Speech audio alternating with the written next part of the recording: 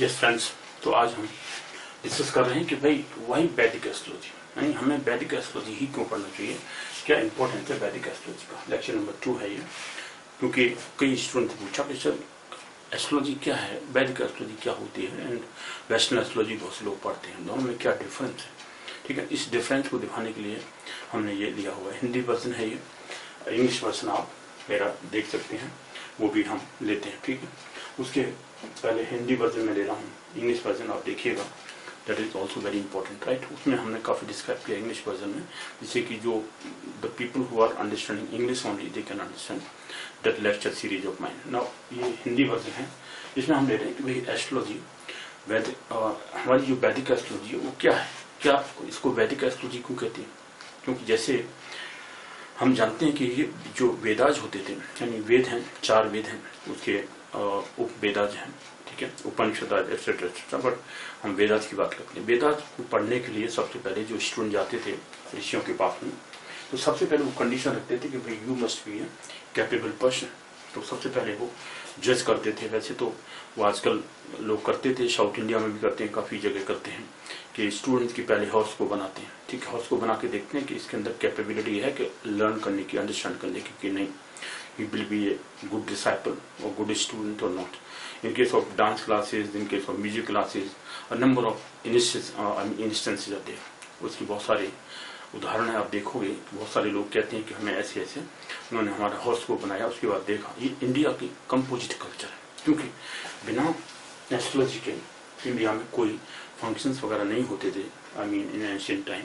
क्योंकि आप देखते हैं 16 संस्कार होते हैं, 16 संस्कार होते हैं हमारे वेदास में। और आई मीन जो भी लाइफ होती है ह्यूमन बींग्स की, स्टार्टिंग से लेके इवन प्रीनेटल मुहूर्त निकालते थे। प्रीनेटल एस्ट्रोलॉजी देखते थे कि क्या शुभ मुहूर्त है, जिससे कि प्रेगनेंसी से पहले भी आप एस्ट्रोलॉजी के पास जाते थे। प्रीनेटल संस्कार बोलते हैं उसको। तो प्रीनेटल संस्कार और प्रीनेटल सेरेमनी जो करते थे, उससे लेकर के फाइनल राइट्स तक 16 होते हैं। मैरिज का होता है, मैरिज कैसे पढ़ते हैं, मैरिज के संस्कार जो होते हैं वो किस तरह से आप विद द हेल्प ऑफ मंत्र, वैदिक मंत्रास, तो आप परफॉर्म करते हैं मैरिज को। ठीक है, तो मैरिज सेरेमनी होती है। आजकल तो 2, 3, 4 रह गई हैं। सबसे पहले जब बर्थ होता है बच्चे का, उस समय का जो सेरेमनी है वो होती है, मैरिज के टाइम पर होती है। और एक तो यज्ञोपवी संस्कार कर सकते हैं, जब आप मंत्र लेते हैं गुरु जी के पास में जाके। और कुछ संस्कार होते हैं, जैसे कुछ धार्मिक संस्कार घर में ही होते हैं, उस टाइम पर ले सकते हैं। तो आई मीन 4 और 5 ही टोटल संस्कार होते हैं आजकल के उसमें मीन्स चेंज वर्ल्ड में, मॉडर्न वर्ल्ड में, इसलिए इंडिया में। अदरवाइज पहले क्या होता था, कंपोजिट कल्चर। कंपोजिट कल्चर में इवन एस्ट्रोलॉजी का हर फील्ड में, जो भी आप बिजनेस स्टार्ट करते हैं, बिजनेस स्टार्ट करने से पहले आप सोचिए what is your time period when you have to start your business. कब बिजनेस स्टार्ट करना है, मैरिज कब करनी है। मैरिज अभी भी मैचिंग तो अभी करते हैं। मैचिंग मतलब काफ़ी लोग आते हैं कि मेरे बच्चे की शादी होने वाली है, तो आप मैच कर दीजिए हॉरोस्कोप किस तरह से। 36 जो वर्च्यूज होती हैं, गुण होते हैं, उन गुणों में से कितने आपके मिलते हैं बच्चों के, दोनों को मिला के देख लेते हैं और बता देते हैं भाई आपके बच्चे दोनों मैच करेंगे, दोनों में कोई झगड़ा नहीं होगा। मैच करता हुआ हॉरोस्कोप देखते हैं। ठीक है, उस टाइम लेकिन वहाँ भी कभी आजकल फ्रॉड होने लगे। फ्रॉड क्या है कि अगर किसी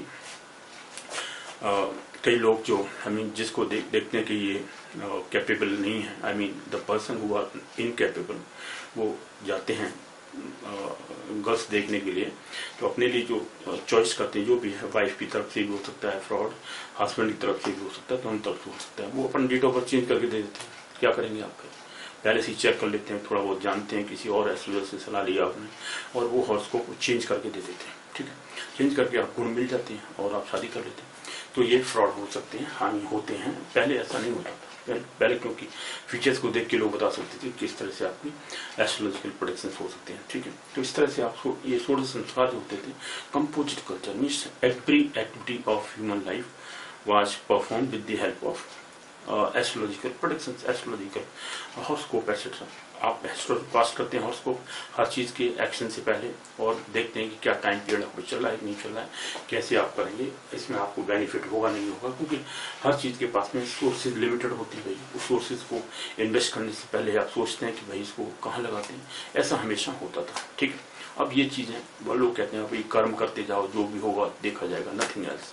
आप इफ एंड बट्स मत देखिए, क्या करना है क्यों इसको देखो। लेकिन ऐसा नहीं है, जो लोग जानते हैं समझते हैं उसका इम्पोर्टेंस, वो आते हैं, वो करते हैं, देखते हैं, है ना। वो हर स्टेप के पहले अपना पहले से प्रोडक्शन करवा लेते हैं और अपने हॉर्स को बनाते हैं, उसको देख करके चेक करते हैं कौन सा वर्क मुझे करना चाहिए, पूछ सकते हैं। आई मीन एस्ट्रोलॉजर के पास जाते हैं और डिस्कस करते हैं, है ना।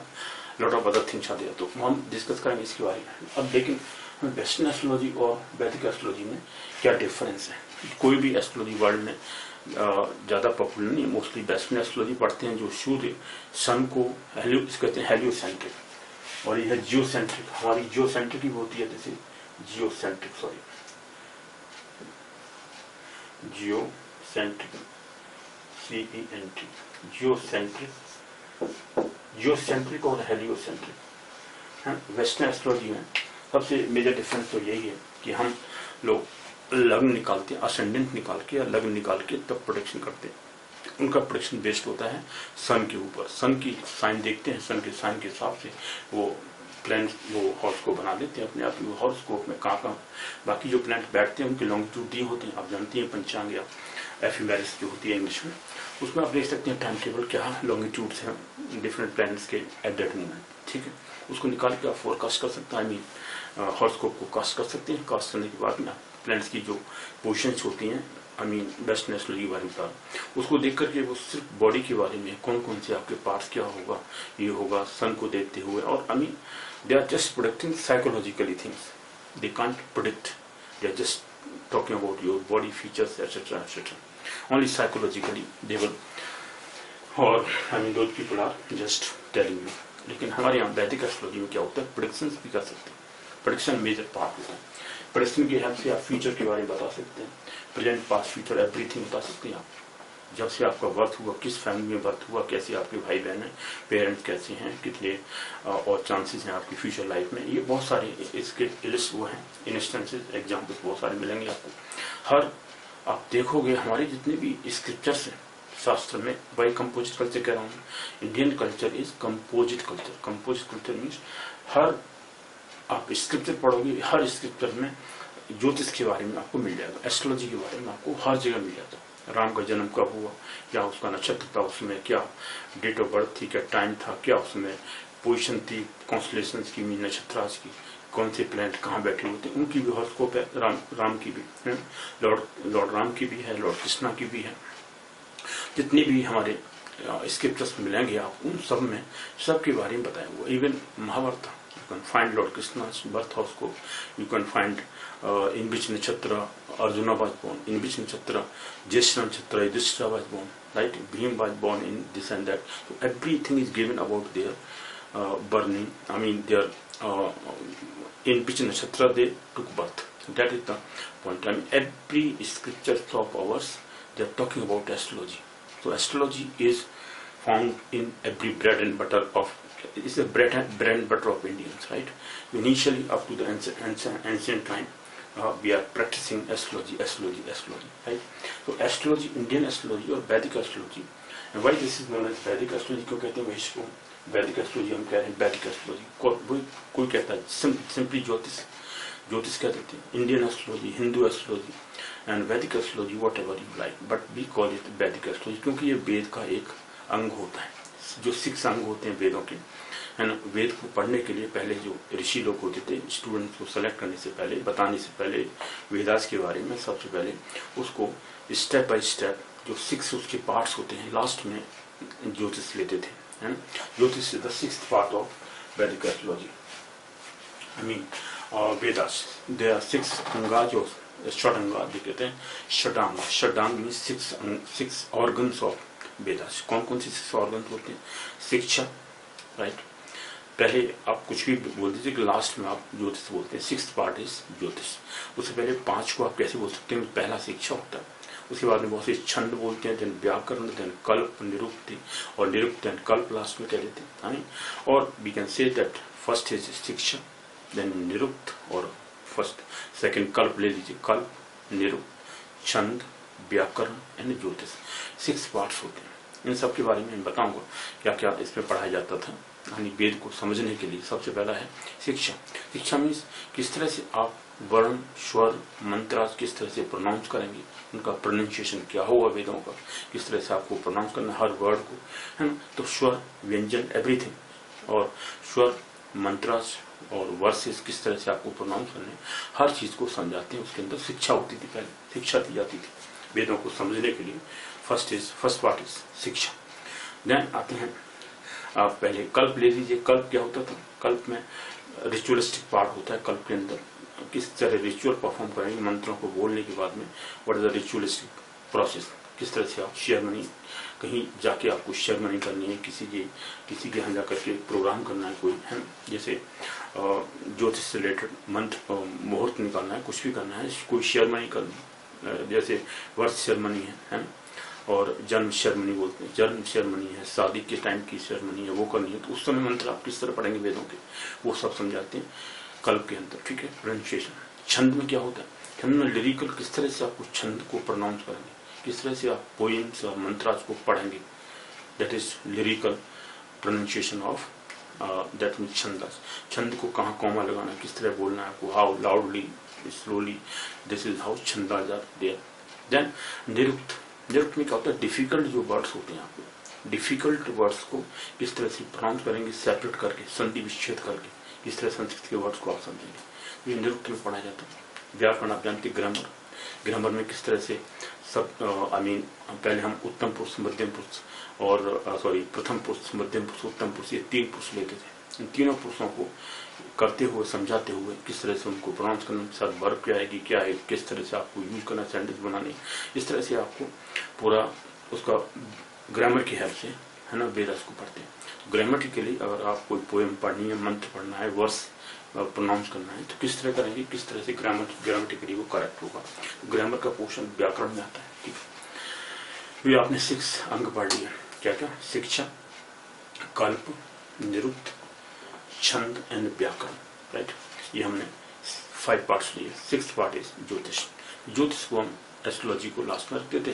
ज्योतिष फाइनली पढ़ा जाता था जब सभी नॉलेज पूरी कंप्लीट हो जाती थी, क्योंकि हर चीज के बारे में जब आप you are very sound in knowledge, तभी आपको एस्ट्रोलॉजी पढ़ाई जाती थी। ज्योतिष उसके बाद में फाइनली ज्योतिष की स्टडी की जाती थी। स्टडी स्टूडेंट्स को कराई जाती थी जो भी वेद को पढ़ते थे। तो वेद स्टूडेंट्स के लिए 6th पार्ट होता था, इसलिए हम वैदिक एस्ट्रोलॉजी को वैदिक एस्ट्रोलॉजी कहते हैं, क्योंकि वेद का एक अंग होता है। ठीक है, वैदिक एस्ट्रोलॉजी, इसलिए हमने इसको वैदिक एस्ट्रोलॉजी लिखा। वैदिक एस्ट्रोलॉजी वर्सेस वेस्टर्न एस्ट्रोलॉजी। तो वेस्टर्न एस्ट्रोलॉजी में साइकोलॉजिकल होती है, उसमें प्रेडिक्शन आप नहीं कर सकते, प्रेडिक्शन के उनके रूल्स हैं नहीं। हमारे एंसेस्टर ने किस तरह से रूल्स बनाए हुए हैं, आप सरप्राइज करोगे। मैं तो भाई I am totally aghast that how those people could think like that. In those days where no instrument, no machinery, how they thought about it. Then somebody says that they were yogis.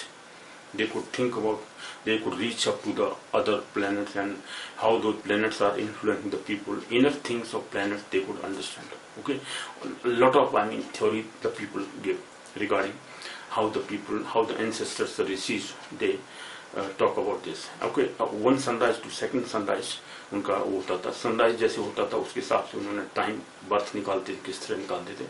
Will talk about that when we find, जब हम division charts बनाएंगे उसके बारे में। Instrument किस तरह से astronomical production करते थे वो लोग, टाइम कैसे करते थे, टाइम कैसे कैलकुलेट करते थे।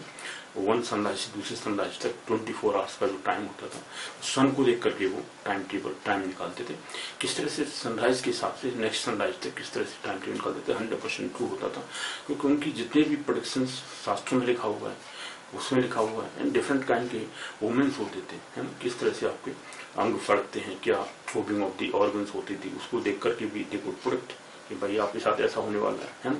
हर जितने भी हमारे स्क्रिप्चर्स हैं, रामायण को लेके, रामचरितमानस को लेके, all the Mahabharata, 12 volumes of Mahabharata के 12 वॉल्यूम्स हैं, सबसे लार्जेस्ट वो है epic in the world. So उसके आप जब पढ़ते हैं उसमें ओमेंस के बारे में बहुत सारा, थ्रोबिंग ऑफ ऑर्गन्स, जैसे पांडवास बाहर निकलते हैं उनमें से दूसरे को थ्रोबिंग ऑफ दी ऑर्गन्स होता है, जिससे कहते हैं बताइए देखिए भीम कहाँ गए, उनको कोई प्रॉब्लम तो नहीं हो रही है, इस तरह से। देखो lot of indications are there, body symbols and all those things. तो थ्रोबिंग ऑफ ऑर्गन्स और omens, all these things are being vividly described in our scripture, बहुत अच्छी तरह से क्लियरली हमारे शास्त्रों में दिया हुआ है किस तरह से अंग फड़कने से और किस तरह से सामने से कोई पड़ता है, एनिमल्स सामने आ जाते हैं, गाय दूध पिलाती मिलती है ना बच्चों को, किस तरह से शुभ वो होता है आपका, इस तरह से शगुन और ये सभी ओमेंस और थ्रोविंग ऑफ द ऑर्गन्स, अंगों का फड़कना, ये सभी उसमें बहुत सारा विविडली डिस्क्राइब किया गया। आप देखोगे ये सभी।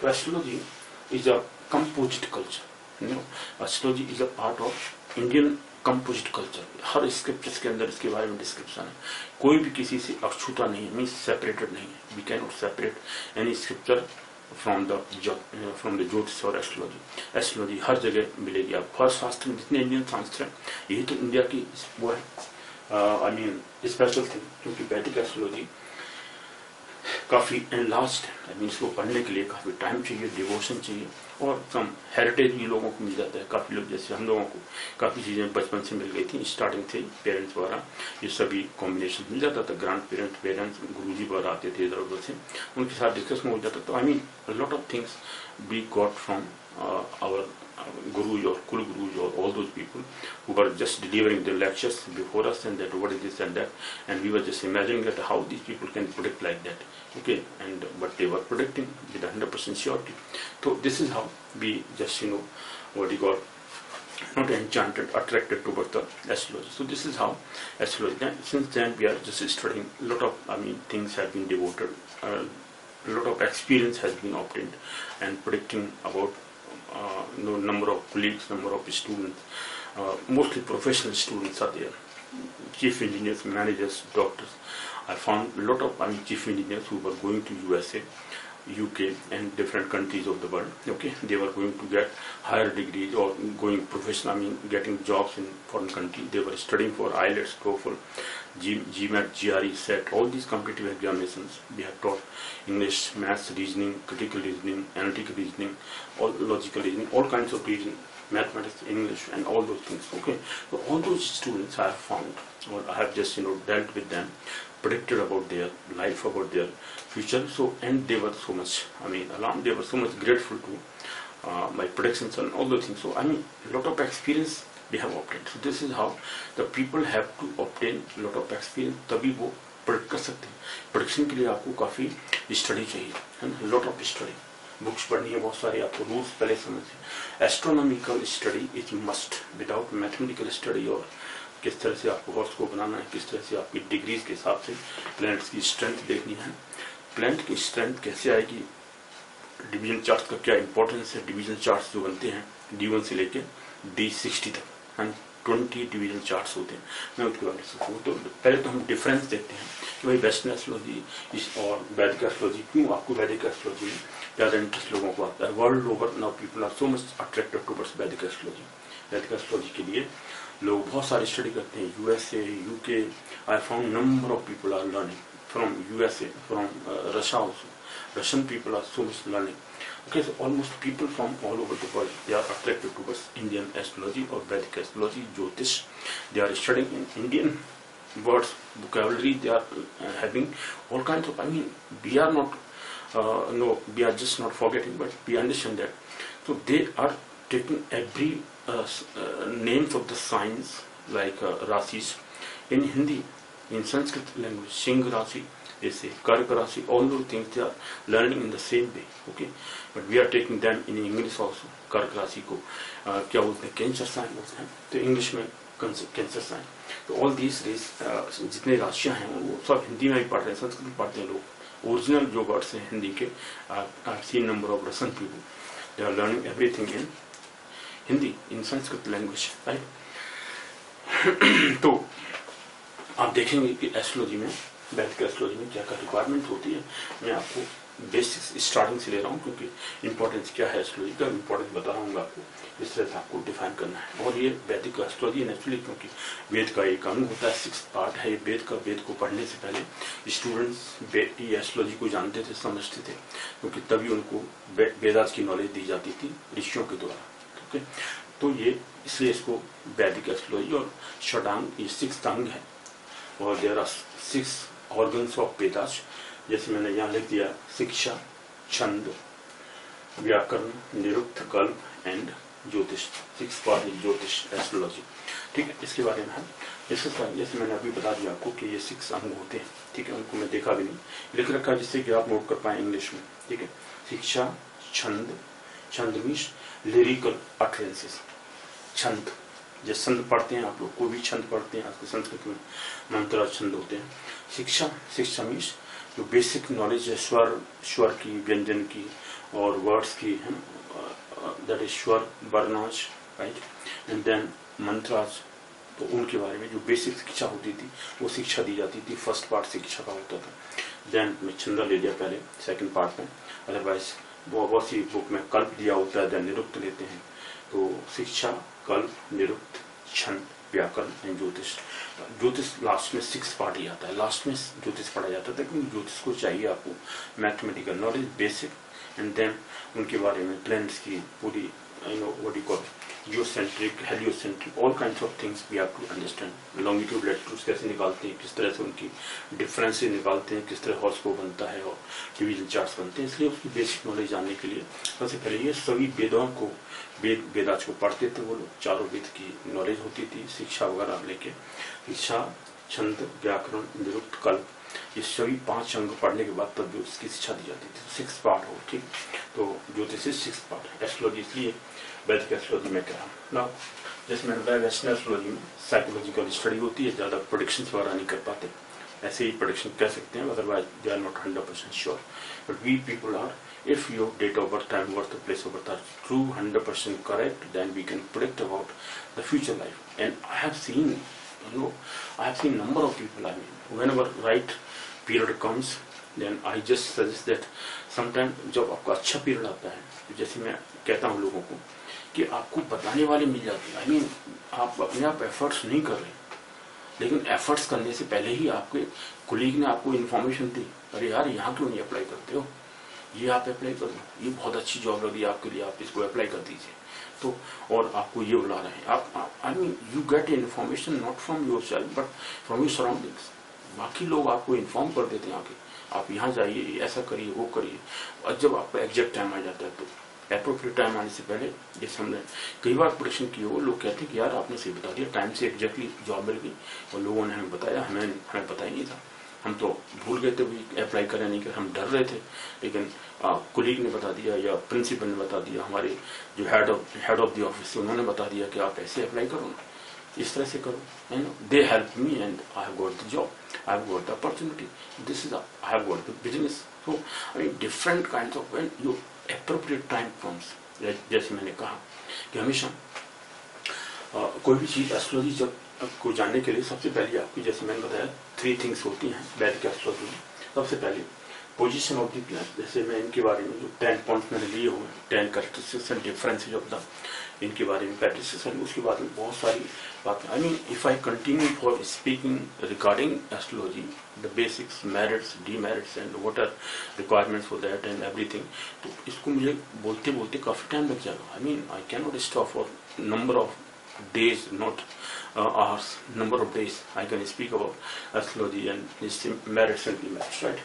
What are the characteristics of this and how, and lot of examples of my own life, that how the people have yes, have responded regarding the predictions of the future, okay, future, present, past and future, everything, okay. So I'll just talk about, but कुछ लोग believe नहीं करते, उनकी अपनी मर्जी है, क्योंकि believe करने से पहले आपको बेसिक नहीं आते या कुछ आपके माइंड में पहले से ही कुछ अंगेस्ट में है, बस जस्ट वांट टू अपोज, तो अपोजिशन अपोजिट करने की वजह से आप अपोज करते हैं, you are not accepting anything but nothing.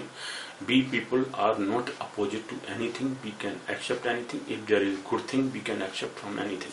जैसे कहते हैं अच्छा भी अच्छी चीज हो तो आप कहीं से मिल सकते हैं, कोई भी आप गुरु बना सकते हैं। हमारी भाई स्क्रिप्चर्स तो ये कहते हैं कि आपको जहाँ से नॉलेज मिलती है वहां से ले लीजिए, और आपको जहाँ से मिलती है उसको फिर थैंक बोलिए, क्योंकि you have to grateful to that person because that person has delivered you are very good information. और आई मीन जो आप जिस चीज से एनलाइटेंड होते हैं, I mean you got information, you got enlightened, और आई मीन इंफॉर्मेशन जिससे आपको फायदा होता है लाइफ में, तो आप उसको थैंक कहते हैं हमारे यहाँ, ये वो है, ग्रेटफुल होना जरूरी है। आई मीन ये हमारी क्योंकि गुरुओं के लिए हम लोग, जो गुरु हमें पढ़ाते हैं उनके बारे में हम ग्रेटफुल होते हैं। आई मीन जो भी इन्फॉर्मेशन देता है, even I learn from my students, because उनके अंदर कुछ जरूर अच्छी बातें होती हैं, I just accept from them.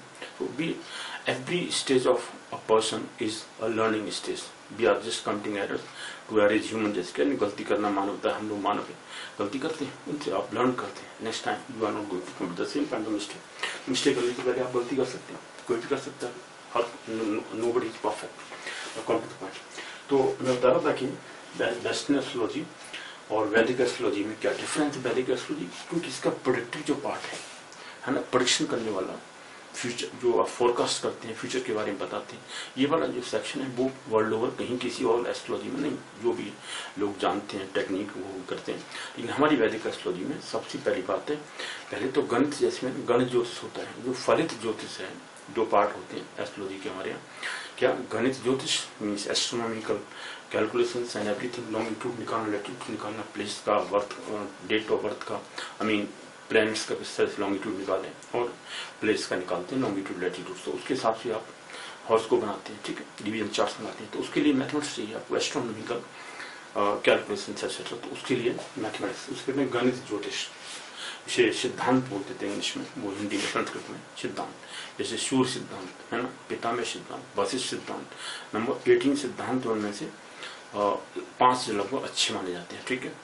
और ऑल दो सिद्धांत कहते हैं गणित ज्योतिष होता है, मीन एस्ट्रोनॉमिकल कैलकुलेशन एक्सेट्रा, तो वो आपको जरूर आना चाहिए। गणित एक होता है गणित ज्योतिष, एंड नेक्स्ट सेकंड इज फलित ज्योतिष मीन्स प्रोडिक्शन पोर्शन। तो प्रोडिक्टिव एस्ट्रोलॉजी जो होती है, फ्यूचर के बारे में बताना, ये जो फोरकास्टिंग होती है, फ्यूचर के बारे में बता देना होता है, भविष्यवाणी जो करनी होती है, वो हमारा पार्ट इम्पोर्टेंट है, वो किसी और एस्ट्रोलॉजी में नहीं मिलता। इस वजह से वैदिक एस्ट्रोलॉजी ज़्यादा लोग अच्छा समझते हैं, और वर्ल्ड ओवर इसके बारे में बहुत सारा स्टडी कर रहे हैं आजकल लोग। I have seen number of people, they are responding positively all over the world, in every country from the world, right? UK, number of people are studying, okay?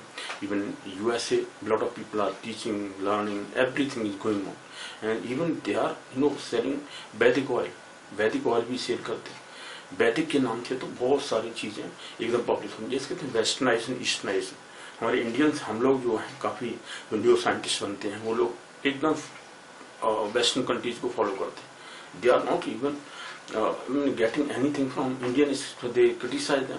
हमारे स्क्रिप्चर्स को एस्ट्रोलॉजी कहते हैं सेफनाइजेशन हो रहा है, सेफनाइजेशन कर रहे हैं आप शास्त्रों को, है ना। आप शास्त्र पढ़ते हैं, आप सेफनाइज्ड है ना, आप भगवाकरण कर रहे हैं आप हर एजुकेशन का। लेकिन आप जब वेस्टर्न, लेकिन जो वेस्टर्न लोग है ना, इसे कहते हैं ईस्टर्न वेस्टर्न, जो वेस्टर्न कल्चर है वो हमारे इंडिया में लाइक करते हैं, हमारी कल्चर को वेस्टर्न लोग बहुत लाइक करते हैं। American, lot of Americans are liking this, okay? Americans, Britishers, every European country they like Indian culture, right? Yoga इतना हम लोग नहीं करते हैं, अमेरिका में बहुत सारा होता है, योग के बारे में डिस्कस करते हैं, वैदिक culture, Ayurveda, lot of practice, they are practicing a lot of Ayurveda, ठीक है।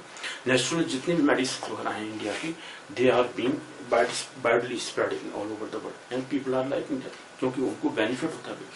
हम लोग अपने बेनिफिट्स को भूलते जा रहे हैं, क्योंकि हम लोग उसको स्टडी नहीं करते।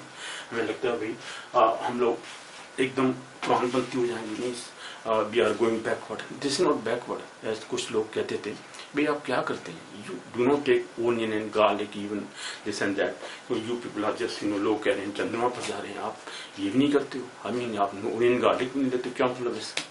तो I mean this is how people are reacting, this is one of the requirement thing, right. तो लोगों को लेकर पता नहीं इसकी इंपॉर्टेंस क्या होती है, हर चीज में हमारे यहाँ वैल्यूज होती है, उन वैल्यूज को हमें अंडरस्टैंड करना होता है ना। Come to the point, requirements for true production.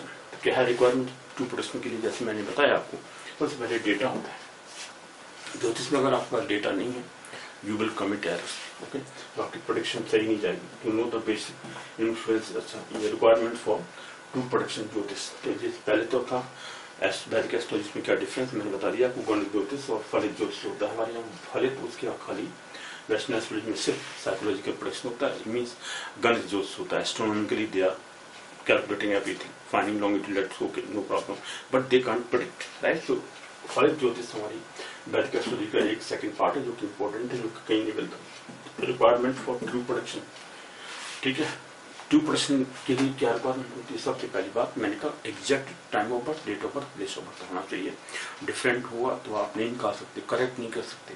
हम लोग करेक्ट करते हैं, हालांकि बहुत से लोग आते हैं लेके, तो उनको चेक करने से पहले, क्योंकि वो बताते हैं, वो कहते हैं ऐसा तो है ही। जैसे एक कोई लाइट नेटिव, हाँ जी, तो सबसे पहले करेक्ट करने के लिए आपको डेटा जैसे आपको मिलता है, तो डेटा कभी मिस्टेक हो सकती है, क्यों? टाइम ऑफ बर्थ आपका सही नहीं है ना, डेट भी आपकी सही नहीं है। डेट करेक्ट करने के लिए तो ज़्यादा प्रोसेस लगानी पड़ती है, लेकिन टाइम ऑफ बर्थ निकालने के लिए हम टाइम आगे पीछे थोड़ा करके देखते हैं कि भाई, फिर उसको प्रोडिक्शन करते हैं, बताते हैं कि भाई ऐसा हुआ, ऐसा नहीं हुआ। और थोड़ा बहुत इन्फॉर्मेशन मिल जाती है, जैसे पूछते हैं कि भाई आपके फादर की डेथ हुई, फादर हैं अभी, वन थिंग। सेकेंडली, अगर काफ़ी एजेड लोग आए तो बच्चों को तो फादर के बारे में हम नहीं कहते, ब्रदर सिस्टर्स के बारे में पूछते हैं कि आपके इतने ब्रदर सिस्टर्स हैं, आप अपनी फैमिली में सबसे एल्डेस्ट हैं, यंगेस्ट हैं, या बीच के हैं, क्या है, मिडिल में हैं। तो इस तरह से आप उनको कंफर्म कर सकते हैं कि क्या आपकी एस्ट्रोलॉजी जो डेटा दिया है आपने अपनी date of birth, time of birth के हिसाब से आपने पहले तो कास्ट किया, हॉरोस्कोप बना दिया। बर्थ हॉरोस्कोप से ही आपको मालूम पड़ जाता है कि ये जो बोल रहे हैं किस तरह से इनकी जो डेटा जो दिए हुए हैं वो सही है या नहीं है ना। उसके बारे में जानने के लिए सिर्फ एक तो इवेंट हम लोग करेक्ट करते हैं और पूछ लेते हैं कि भाई आपके पास ऐसा हुआ। बहुत सारे एग्जाम्पल मेरी लाइफ में मैंने बहुत सारे करेक्ट किए लोगों के, है ना। तो अपनी फैमिली मेंबर्स के भी किए हुए मैंने, क्योंकि उनका वैसा नहीं होता था, लेकिन बाद में देखा वो सभी every production was then correct, okay. और काफ़ी लोग आते हैं, उन लोगों के बारे में भी, कई स्टूडेंट्स के बारे में, जैसे स्टूडेंट्स और कोलीग्स हैं, जितने भी हमारे ऑफिशियल वर्कर्स काम करते हैं साथ में, फ्रेंड्स वगैरह हैं, उन सभी के बारे में हम पता है। अब उनके बारे में डिस्कस ज़्यादा नहीं करता, क्योंकि वो लोग बाद में माइंड करते हैं कि सर आपने हमारे बारे में क्यों डिस्कस किया भाई, है ना, we are not discuss about us. तो इसलिए मैं वो स्टूडेंट्स के बारे में बताता हूँ जो 20-25 साल पहले मेरे पास में थे, जो जा चुके हैं कहीं, पता नहीं कहाँ जाने। अगर if they are listening they will not mind, because they are very professional workers, they are professional student, very adult people. They were chief engineers, managers, doctors, MBBS doctors, because they were going to USA to do their MPH course, Master in Public Health. For that they were studying GRE. For GRE, passing GRE and IELTS and TOEFL. TOEFL for USA, IELTS for the UK. So in courses में वो student होते थे, mostly medical students, doctors. MBBS they did completely.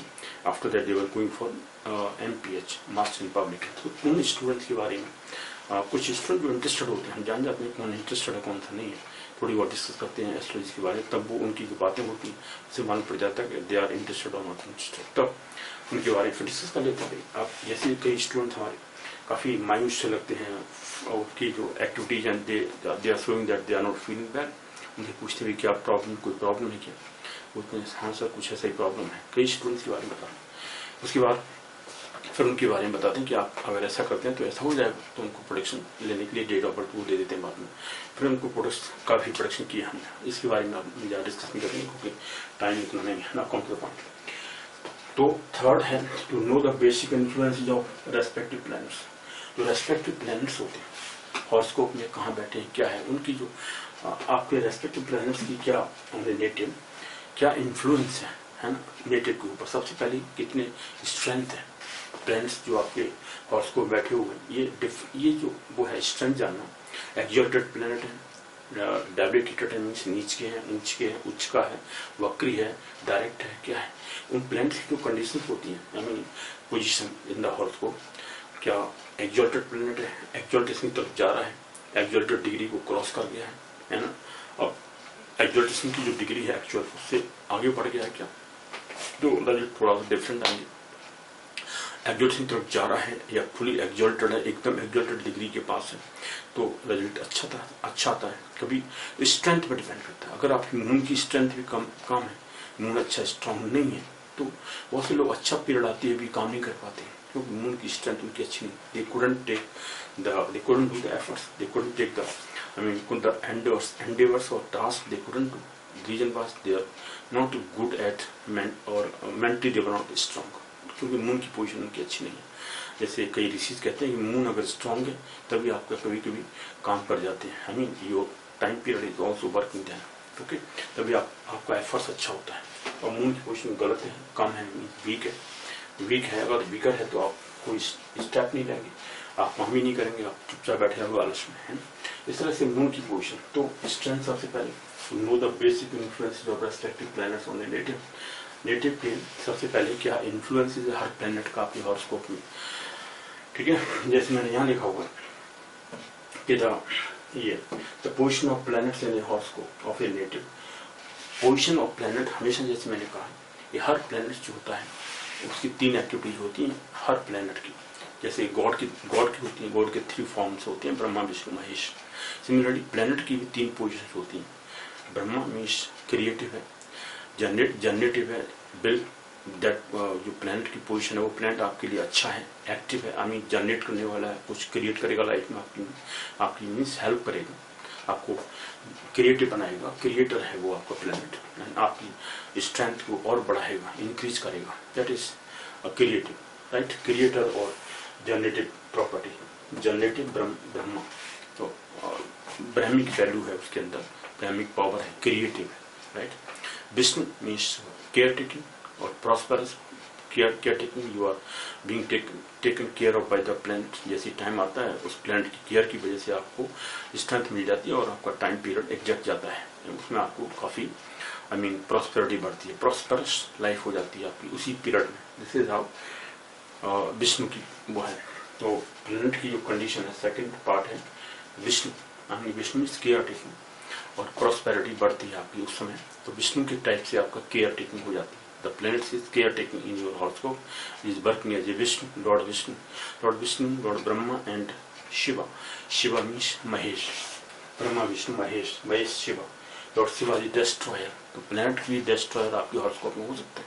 ये जो 3 conditions हैं हर planet की, तो किसी planet में वो destroyer होता है, किसी दूसरे के horoscope में, I mean particular planet, for example Saturn, कई horoscope में काफी स्ट्रेंथफुल होता है, मीन्स क्रिएटिव है, वो अच्छी तरह केयर करेगा आपके हॉरोस्कोप की, is not going to I mean what you call demoralize you, can not going to decrease your power, this and that, okay, that is very strengthful. योग कारक है प्लैनेट आपके हॉरोस्कोप में, तो वो उसकी स्ट्रेंथ बहुत जाती है, जनरेटिव है, क्रिएटर है ना।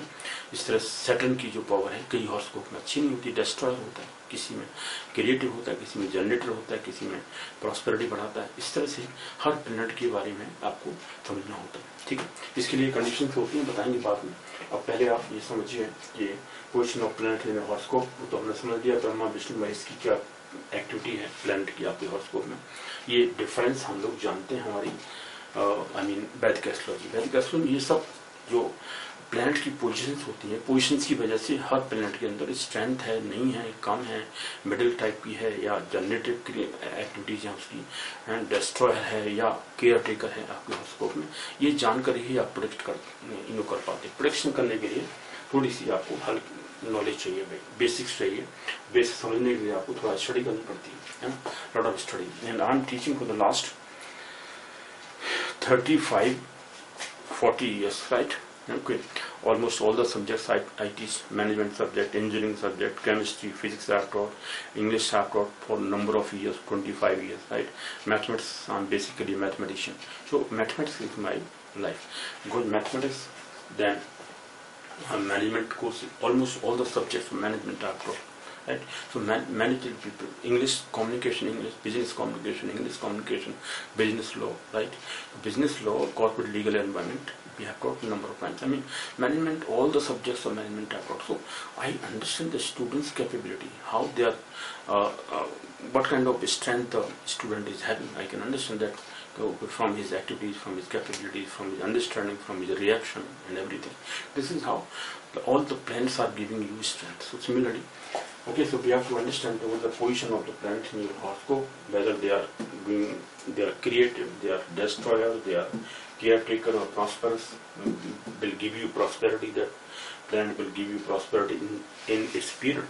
जब पीरियड आता है उसी प्लेनेट का, जिसमें होता है ना प्लेनेट का पीरियड आता है, तो आपको अपने आप ही अंदर से आवाज आती है, लोग आपको हेल्प करने आ जाते हैं, बताने आ जाते हैं, इन्फॉर्मेशन आपके पास फोन आ जाएगा है ना। जैसे मैंने भी काफी देखा है, ये लोगों को बताता हूँ हमेशा, जैसे अच्छा पीरियड आएगा, देखो इस पीरियड में आपको ऐसा एक्टिविटी हो सकती है और आप जॉब मिल सकती है, बहुत बेस्ट पीरियड जाएगा लाइफ में आपको। उसी पीरियड में कई लोग बताते हैं आके कि अरे यार मुझे उसने बताया, पड़ोसी ने बताया, मेरे फादर ने मुझे इंस्ट्रक्ट किया कि जाओ बेटा ऐसा करो, क्योंकि फादर को उसने नहीं बताया कि आप ऐसा मेरा पीरियड आएगा। नो, नथिंग, सडनली किसी ने आपको आवाज दी, फोन आ गया आपके पास में, एडवाइस दी, कुलीग ने आपको इन्फॉर्म किया यार ऐसा सा है, आप यहाँ अप्लाई क्यों नहीं करते वगैरह वगैरह, आई मीन बहुत सारी। तो इसलिए जब अच्छा पीरियड आता है प्रोडक्शन के टाइम पर आप देखोगे तो मैंने बताया 3 things are required. First is strength of the planet in your horoscope.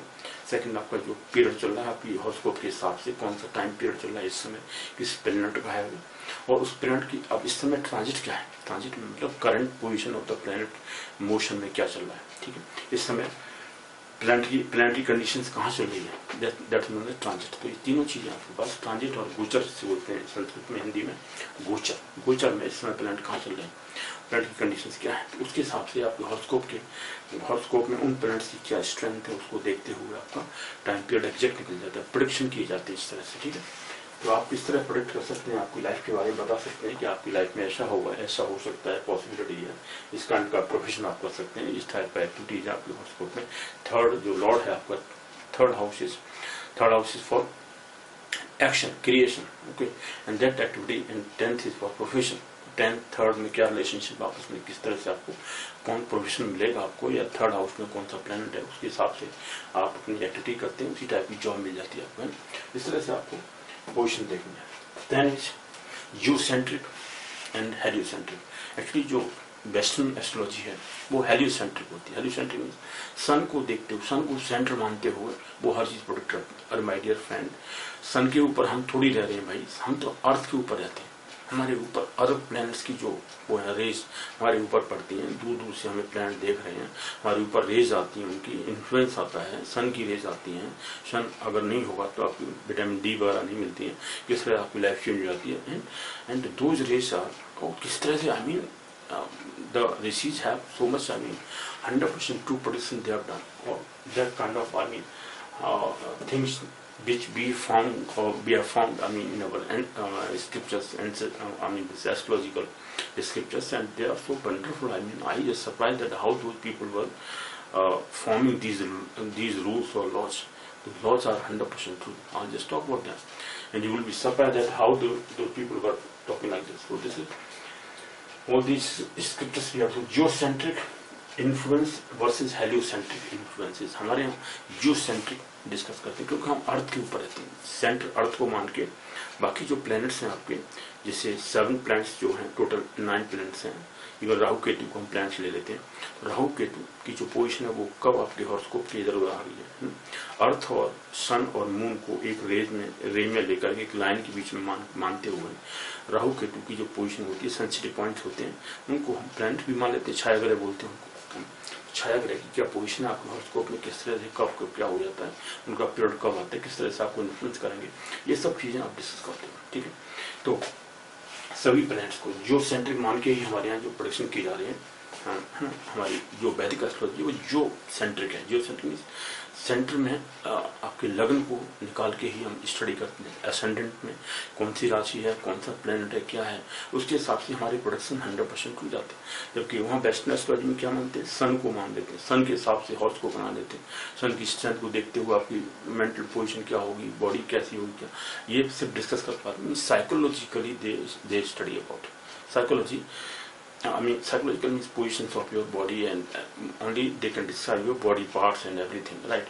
Not they can't predict. The prediction is based on number of laws which are just are formed with the help of geocentric, taking the Earth as the center, geocentric influences of the planets. So because we are staying on the Earth, we are being influenced by other planets, right?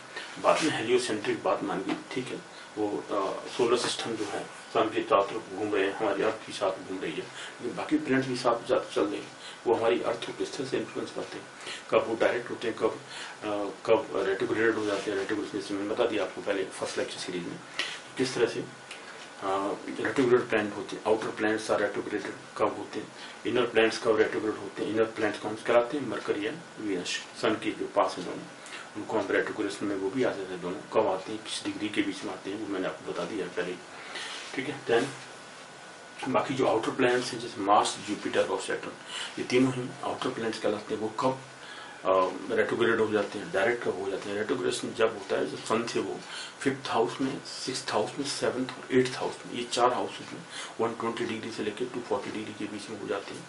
120 से just ऊपर पहुंच के तो retrograde हो जाते हैं। Retrograde कौन? Jupiter, Saturn and Mars. जैसे ही 9th हाउस पहुंच जाते हैं, 9th हाउस और उससे पहले 4th हाउस तक वो रेट्रोग्रेशन नहीं होते हैं, वो डायरेक्ट होते हैं। तो इस तरह से हमने ये पहले फर्स्ट लेक्चर सीरीज में आपको बताया था कि किस तरह डायरेक्ट और रेट्रोग्रेशन हो जाते हैं, बकरी प्लैनेट हो जाती है। बकरी होने के लिए प्लैनेट्स को, आउटर प्लैनेट्स हमेशा सन से 5th, 6th, 7th, 8th 4 houses में होते हैं, तो रेट्रोग्रेड मीन्स बकरी हो जाते हैं प्लैनेट्स, तीनों आउटर प्लैनेट्स जो होते हैं वो। इनर प्लैनेट्स जो मरकरी और वीनस है वो 12th हाउस में तो डायरेक्ट होते हैं, लेकिन जो 2nd हाउस में जैसे आता है मरकरी 15 डिग्री से लेकर 27 डिग्री के बीच में वो रेट्रोग्रेड हो जाता है, बकरी हो जाता है। सन के जैसे आगे बढ़ता है वैसे 15 डिग्री से लेकर 27 डिग्री तक, 27 डिग्री से लेकर 47 डिग्री तक वीनस होता था इनडायरेक्ट रेट्रोग्रेड और बकरी हो जाता है। वो 3rd हाउस में जाकर 2nd से लेकर 3rd हाउस तक, 2nd हाउस 3rd हाउस में जब जाएगा सन से ऊपर वीनस, तो वो रेट्रोग्रेड हो जाता है। ऐसे ही जैसे बैकवर्ड 12th हाउस और 11th हाउस में भी वीनस डायरेक्ट रहता है, 3 डिग्री के बीच में डायरेक्ट हो। तो इस तरह से हमने आपको बताया था पहले। इस तरह से ये जो पोजिशन है सन, बाकी प्लैनेट्स की जितने भी 9 प्लैनेट्स हमारे राहु केतु को भी हम दोनों को 6 ग्रह प्लैनेट्स मान लेते हैं, उनकी क्या इन्फ्लुएंस होगी आपकी, उसकी पहले मैं इन सबको डिस्कस करता हूँ, उसके बाद बताऊंगा आपको कि क्या किस तरह से आपकी वो है मीन्स जिस प्लैनेट्स की जो पोजिशन है वो किस तरह होती है। तो जो सेंट्रिक और हेलियोसेंट्रिक, तो वेस्टर्न एस्ट्रोलॉजी में उसकी हेलियोसेंट्रिक होती है। हेलियोसेंट्रिक में जब प्लैनेट सन के पास जाते हैं या दूर हो जाते हैं, पेरीहेलियन और एपीहेलियन। एपीहेलियन मीन्स दूर जाना और दूरगामी जब हो जाते हैं प्लैनेट्स सन से बहुत दूर, उसको एपीहेलियन पोजिशन बोलते हैं, aphelion right. And perihelion means, peri means around, पास की। तो सन के पास प्लैनेट आ जाते हैं तो प्लैनेट्स की पोजीशन फास्ट हो जाती है, दे मूव फास्टर। जब दूर जाते हैं तो स्लो हो जाते हैं। जैसे हम सैटर्न को क्या बोलते हैं, सैटर्न बहुत स्लो प्लैनेट होता है क्योंकि काफी दूरी पहुंच जाता है, बहुत दूर पे, सन से तो दूर है, अर्थ से भी काफी दूर है, इसलिए उसको मंद बोलते हैं। सन बड़े मंद में slow moving planet. Slow moving planet होता है 2.5 साल में, 2.5 साल तक एक राशि में रहता है, ठीक है। एक राशि में 2.5 साल तक रहता है, 2.5 करके 30 ईयर्स में पूरे हॉरोस्कोप को और 12 राशियों को मूव कर जाता है। तो उसको 30 ईयर्स लग जाते हैं, सबसे ज्यादा सेटल लेता है टाइम, है ना, पूरे हॉरोस्कोप को मूव करने में। हॉरोस्कोप मतलब राशियों को, 12 राशियों में मूव करने के लिए 30 ईयर्स लगाते हैं। और जबकि जुपिटर को लगभग 1 साल लग जाती है, पूरा 1 साल लगती है, सॉरी एक राशि में 1 साल, 12 साल लगते हैं पूरे 12 राशि में घूमने में, ठीक है। जबकि राहु जो होते हैं, केतु जो होते हैं 18 मंथ्स के अंदर एक राशि को चेंज करता है, 18 मंथ्स, 1.5 years राइट, और 1 year and 6 months। कम तो पॉइंट है। अब हम चल रहे थे जियोसेंट्रिक एंड ये हो गया। आपने Vedic astrology is beneficial for every human being. आप irrespective of your time of sorry date of place of birth, कहीं पर भी आपका जन्म हुआ है, किसी भी वर्ल्ड ओवर किसी भी कंट्री में जाके आप जन्म लीजिए, वहां से भी आपको प्रोटेक्शन 100% जाता है। उन लोगों के लिए भी आप सरप्राइज करो कि काफी लोग जो इंडिया में आते हैं, यूएसए, यूएसएसआर, अब यूएसएसआर नहीं अब रशिया हो गया, रशिया से काफी लोग आए इंडिया में, उनकी प्रोटेक्शन 100% राइट। बाकी जो फॉरेनर्स आते हैं, आप सर वुडरो वाइट का नाम आपने सुना है, मैंने आपको बताया था, मतलब इंग्लिश में बताऊंगा मैं आपको, इंग्लिश वाले वर्जन में आप देखिएगा। उसमें सर वुडरो वाइट के बारे में उन्होंने एक किताब लिखी है, अपनी ऑटोबायोग्राफी, मतलब अपनी लाइफ के बारे में लिखा हुआ है। वो चिल्ड्रन स्टोरी राइटर थे, अब नहीं है वो, 95-97 में शायद खत्म हो गए, डेथ हो गई उनकी। ब्रिटिश राइटर थे। That British person came to India in 1942, है ना, सामन कमीशन के मेंबर थे, सामन कमीशन के। तो स्टार्टिंग में उन्होंने ज्यादा इंटरेस्ट नहीं दिखाया एस्ट्रोलॉजी में, फ्रेंड थे उनके राजस्थान के, तो उन्होंने राजस्थान के एक साथ में वो भी मेंबर थे, आई मीन सामन कमीशन के मेंबर थे, इंडिया की साइड से, वो थे ब्रिटिश साइड से, मतलब इंग्लिश लोग लेके आए थे। That person was right not interested initially. जब जो राजस्थान के उनके फ्रेंड थे, राजस्थान के फ्रेंड बन गए उनके, उन्होंने कहा कि भैया आप हमारे एस्ट्रोलॉजर से मिलिए, वो ही will predict about your life. What is this astrology, I don't believe in this, right. Initially इस तरह कमेंट किया उसने, लेकिन फाइनली उसने अपनी date of birth, time of birth, place of birth दे दिया। बिना देखे हुए एस्ट्रोलॉजर ने जो लिखा उसकी लाइफ में सेम घटना घटती गई उसी पीरियड में। तो वो कहता है, सर वुड्रो वाइट लिखते हैं कि भाई मेरी जो सेकंड मैरिज हुई फर्स्ट वाइफ की डेथ के बाद, I just totally changed and then I changed my life और became positive regarding my future events. क्योंकि फ्यूचर में जो लिखा था कि इस पीरियड में आपके साथ ये होगा। जब मुझे नाइटहुड की उपाधि मिली, मीन्स क्वीन जो अभी हैं सेकंड क्वीन एलिजाबेथ, राइट, उन्होंने मुझे जब वो दिया, नाइटहुड की उपाधि दी, मीन्स अवार्ड दिया, तब मुझे सर, तब इसलिए उनको सर बोलते हैं, सर वुड्रो वाइट। अदरवाइज पहले नाम था Woodrow white. Sir Woodrow white ने अपनी ऑटोबायोग्राफी में लिखा हुआ है कि every event occurred in the same way as that astrologer in Rajasthan predicted about my life। उस तरह से उन्होंने लिखा हुआ उनके बारे में, आई मीन 100% ट्रू। तो जो लोग फॉरेनर्स हैं वो जब इन्फ्लुएंस होते हैं, they can tell you about everything, they can respond immediately. But हमारे जो इंडियंस लोग हैं, कई लोग ऐसे हैं जो काम निकाल के ले जाते हैं, इवन लीडर्स कहते हैं, उनके सामने बेइज्जती पे सेफनाइज हो रहा है। एस्ट्रोलॉजी करने से आपको प्रोडिक्शन कर रहे हैं, आप पागल हैं, एस्ट्रोलॉजी के पास क्यों जा रहे हो भाई, है ना। लेकिन वो आते हैं, जब उनका टाइम आता है मीन्स, तब वो आते हैं, हर चीज़ प्रोडिक्शन करके ले जाते हैं। They are getting the prediction from the astrologers और राइट, बट लेकिन पब्लिकली वो एक्सेप्ट नहीं करते क्योंकि वो नेगेटिव लेफ्टिस्ट लोग जो हैं, I mean mostly media and all those people, they are left leaning I mean media people, वो उसके बारे ऊपर कमेंट करेंगे, डेली न्यूज चलेगी और वो एस्ट्रोलॉजी के पास गए थे, उन्होंने ऐसा किया, वो किया, he is just backward person, this and that. I mean they are not understanding knowledge, I mean they can't get the information, the importance, they can't understand because they have not studied astrology, they have not get the prediction of their whole life. If they get the prediction, if their exact date of birth or time birth is there, if they get the prediction of their whole life, they will be changed then, because they have not gone through this whole thing. They have not studied all these things. After studying, they will just change totally. Because if any person who is initially was not believing, they have changed. I have seen number of people. Okay, so they can also believe, but they are not trying to do that. They just have their point already made कि हमें तो oppose करना ही है, कैसे भी आपको पढ़ना ही नहीं है जी, दूसरे लोग पढ़ते रहेंगे लेकिन आप उनको अपोज करते रहेंगे, इस तरह से उनकी एक्टिविटीज है। इसलिए कुछ लेफ्ट माइंडेड लोग हैं, means okay, left leaning people, mostly media people, और कई लोग लीडर्स भी हैं, कई लीडर्स हैं जो उसको अपोज करते हैं, लेकिन इनिशियली आई मीन प्राइवेटली दे मिलते हैं, उनको सब पता है क्या होता है इस चीज़ के बारे में, लेकिन पब्लिकली वो हमेशा उसको निगलेक्ट करते हैं, मीन्स उनके बारे में गलत बातें करते हैं, ठीक है, एस्ट्रोलॉजी के बारे में। This is how the condition in India is, but in western countries I have seen American, Britishers, Russians, mostly Russians people are just enlightened, they are so much enlightened. Number of people visited India and they have got 100% true predictions from our astrologers in India, because our traditional people, they have their hidden books, I mean Bharushita and other things. उन भरोसेता से वो पढ़ते हैं, उनकी life के बारे में बता देते हैं, उनकी लाइफ शुरू हो जाती है। 100% ट्रू प्रोडिक्शन, कहीं से भी आप आइए वर्ल्ड ओवर, अगर आपका टाइम ओवर डेट ओवर सही है तो आपकी लाइफ, इसलिए this is the any parts of world. Vedic astrology is beneficial for every human being all over the world. If you have taken birth on the earth, you can be benefited with the help of Vedic astrology, because if your birth horoscope or all those parts of the horoscope are 100% custom, or they are true exactly based on the time of birth or date of birth, place of birth, then 100% true prediction goes and you will be just totally benefited for that। क्योंकि हर life में हर लोग फिर prediction होने के बाद में आपको जानने के बारे में कि हाँ ये ऐसी है, same thing is happening with me, तो आप पहले से ही प्रिकॉशन ले सकते हैं, स्टेप्स उठा सकते हैं। कोई घटना घटने वाली उससे पहले आप सजग हो जाते हैं, आपको शॉक नहीं लगता। अदरवाइज अचानक ही कोई घटना घट जाती है तो आप समझोगे कि उसको लोग सुसाइड कर जाते हैं, कभी भी इतना डिप्रेस हो जाते हैं, अरे ऐसा कैसे हो सकता है मेरे साथ, ऐसा नहीं होना चाहिए, ऐसा हो सकता है, कैसे हो गया। इस तरह से अपने को एकदम परफेक्ट समझ लेते हैं कि ऐसा मेरे साथ कभी हो ही नहीं सकता, लेकिन event can happen with anybody, right. इस तरह से उस चीज़ से आप बच जाते हैं, because astrology can help you in that way. This is how astrology, Vedic astrology से फायदा होता है, हर किसी को हो सकता है, वर्ल्ड ओवर कोई भी कहीं से बेनिफिटेड हो जाता है। ठीक है ना। तो प्लैनेट्स की हमने बताया क्या इन्फ्लुएंस है आपकी हॉरोस्कोप में, वो सब समझिए। Vedic astrology is beneficial for every human being all over the world. No okay, I've seen number of people from different countries, world, all over the world. They have got 100% true predictions. Okay, talking about different techniques are there.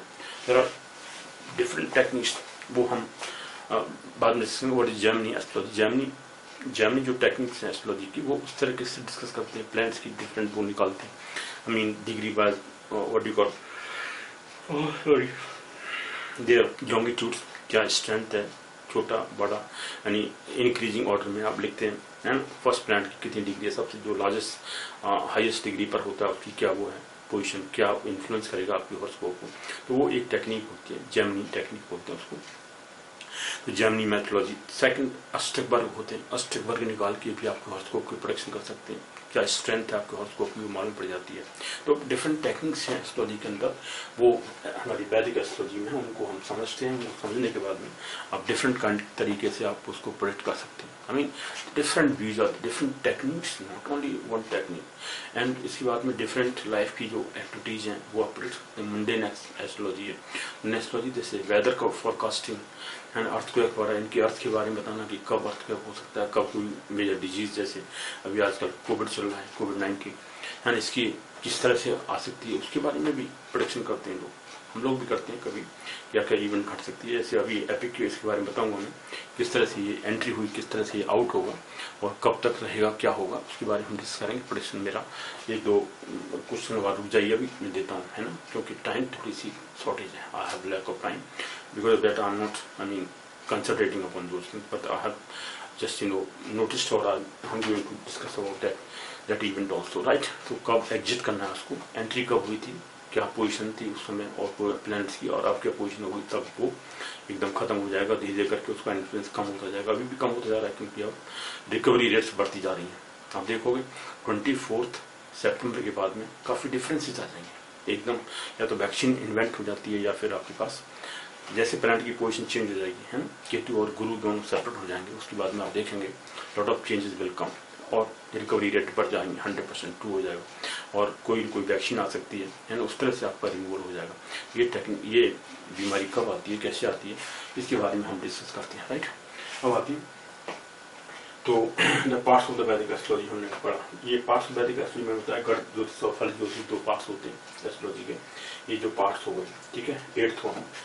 Then different techniques हम बता रहे थे, different techniques जैसे मैं बताया अष्टक वर्ग method होता है, जेमिनी एस्ट्रोलॉजी होती है, और डिफरेंट डिवीजन चार्ट्स को भी पढ़ के बहुत सारी हम डिस्कस करते हैं। हर every activity of life is being described with the help of a separate division chart. Type division chart बना करके D1 D2 D12 तक टोटल 12 हो गए, 12 के बाद में D16, उसके बाद में D20 D24 D27 D30 D40 D45 D60, 8 ये हो गए, 8 12 20 डिवीजन चार्ट्स होते हैं, 20 डिवीजन चार्ट्स होते हैं, और डिफरेंट काइंड के हॉरोस्कोप्स होते हैं, बनाते हैं हम लोग। उन हॉरोस्कोप की हेल्प से आप उस बर्थ हॉरोस्कोप को डिफरेंट तरीके से आप जज कर सकते हैं। प्रोडक्शन जो आपकी एक्यूरेसी है वो बढ़ जाती है।